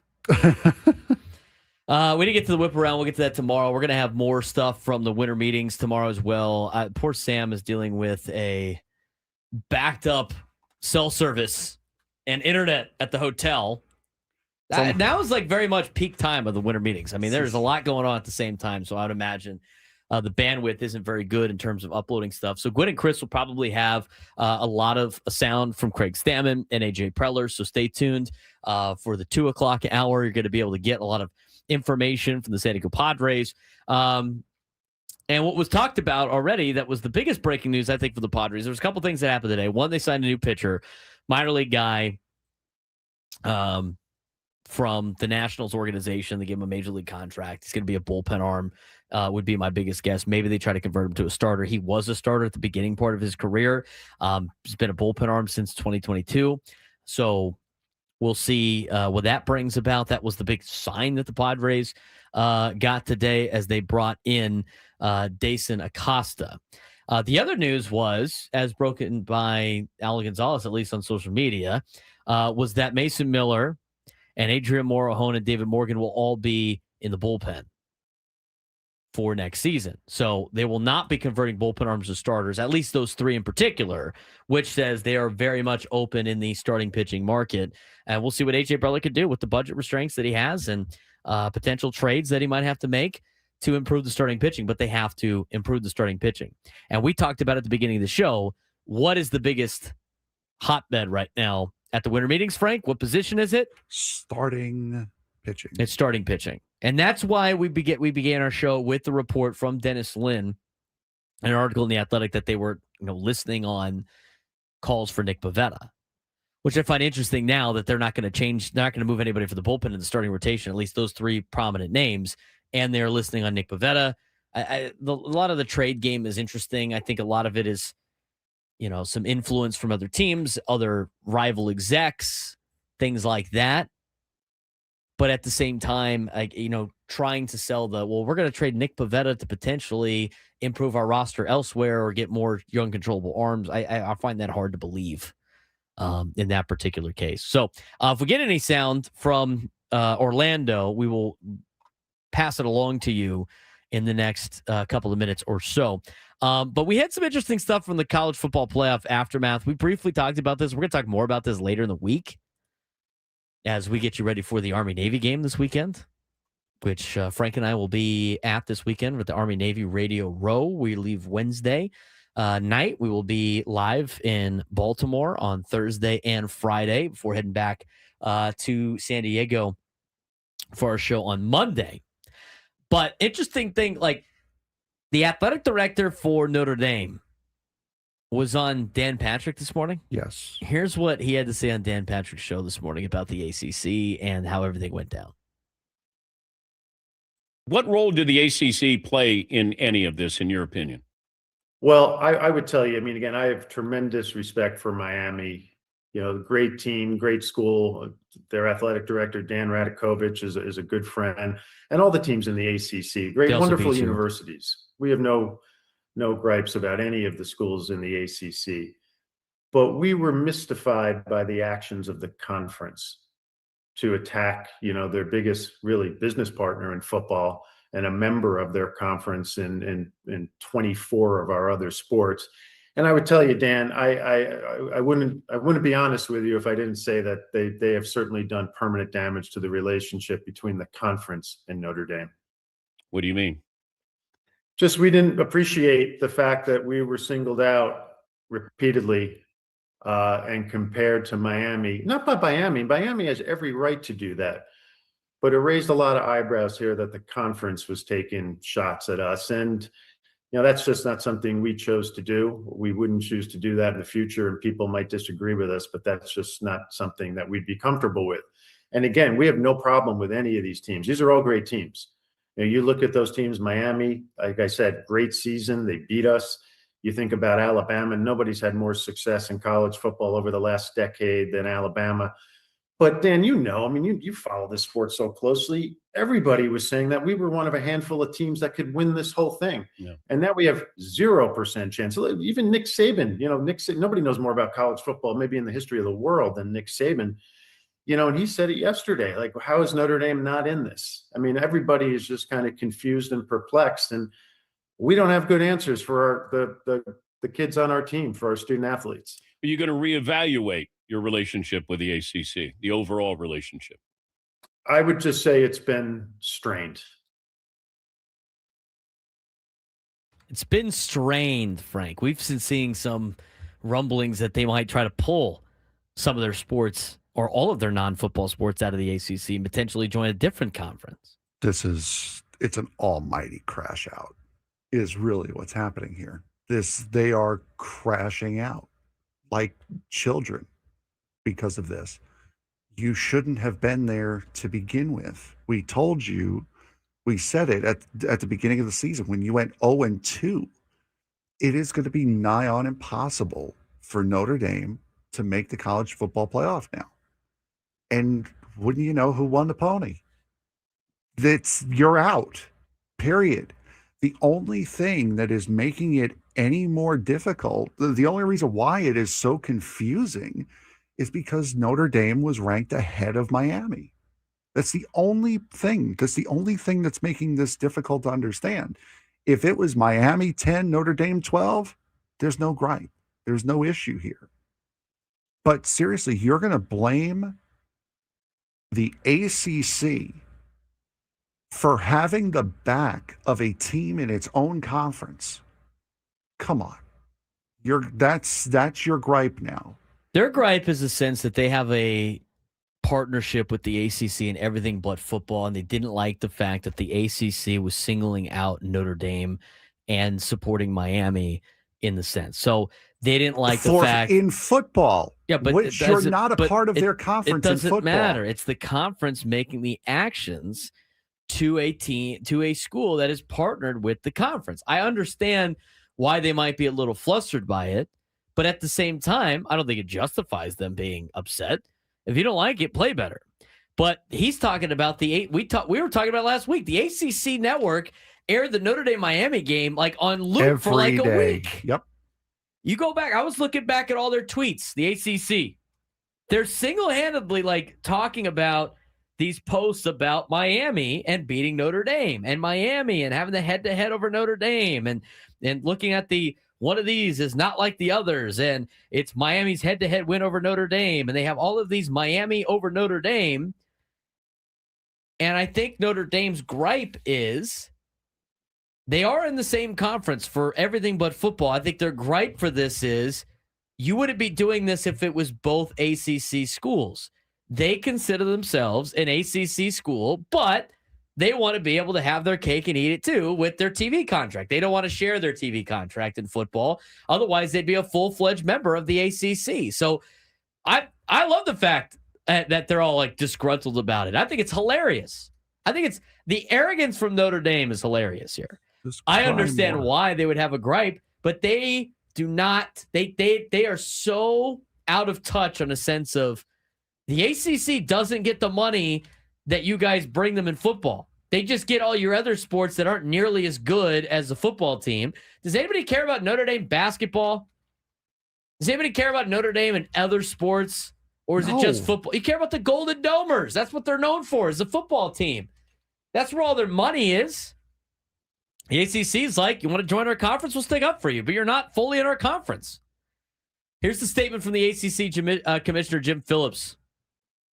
The University of Notre Dame is an incredibly valued member of the ACC, and there is tremendous respect and appreciation for the entire institution. With that said, when it comes to football, we have the responsibility to support and advocate for all 17 of our football-playing member institutions, and I stand behind our conference efforts to do just that leading up to the College Football Playoff Committee selection on Sunday. At no time was it suggested by the ACC that Notre Dame was not a worthy candidate for inclusion in the field. We are thrilled for the University of Miami while also understanding and appreciating the significant disappointment of Notre Dame players, coaches, and program. It's the ACC. And guess what? When Notre Dame goes to the college football playoff, right? Let's say they go to the college football playoff. When they get that $4 million, do they have to give that to the ACC? No. No, they don't. So Notre Dame representing the ACC, not really representing the ACC. If Miami doesn't get in, what conference doesn't get $4 million in their pocket? The ACC. Uh-huh. So, yeah, no bleep. The ACC wasn't like playing the horn of got to get Notre Dame in the playoff over our Miami. Give me a break. You're having a crash out because a conference that you are not in is rooting for the team that is in their conference to make the tournament, to make the playoff. Augie's got a great comparison. Notre Dame is a friends with benefits with the ACC, and the ACC found a guy who doesn't text at 1 a.m. Well, there you go. It's 100% true. This thing is going to get more messy with Notre Dame and the ACC. I honestly think, based on the statements that have been put out, that this relationship is irreparable. That's not anything that has been suggested. That hasn't been anything that has been reported. But based on his tone and based on Notre Dame's view of themselves, I can't imagine them staying in the ACC. Do they get to go independent and everything? Probably not. But I could see, and Jake Waters puts in the chat that Notre Dame's in the Big Ten for hockey. Notre Dame has always made a lot more sense to be part of the Big Ten. And I know the Big Ten would love to have Notre Dame. So it's funny, like Notre Dame wants to have the relationship of being in the ACC for all their other sports and have it count for football. You're not in the conference. The arrogance from Notre Dame over the last 2 days is why everybody hates you guys. They haven't done S in the last 2 decades, 20-something years, probably 30, even more than that. 1988 They haven't done was their anything last since national 1988. Yet they sit there on this high horse and this pedestal about how great they are all the time. And then when they get an opportunity to do something great, they choke and they can't get the job done. They load their schedule up with lousy opponents. And they beat up on teams like, oh, these are legacy games. These are legacy games. We always have played Navy. It's an excuse to play the bottom of the barrel in the ACC and Big Ten. Yeah. That's all it is. We got to play Boston College because that's what we used to do in the 1940s when there wasn't, 140 teams you could play. Notre Dame never challenges themselves in the regular season. And guess what? When they did this year, what did they do? They lost. They're a program that's living in the 70s and 80s and living off of Rudy that hasn't accomplished anything in the last 30 years in football. And yet they act like they deserve, they need to be in all this stuff and not have to try to do it. It's a joke. Nobody gets the same rules Notre Dame does, and they still bitch, moan, and complain about it. Maybe we'll talk more about that later on. We'll get you more updates on the winter meetings. Gwen and Chris will have some updates when they start their show next.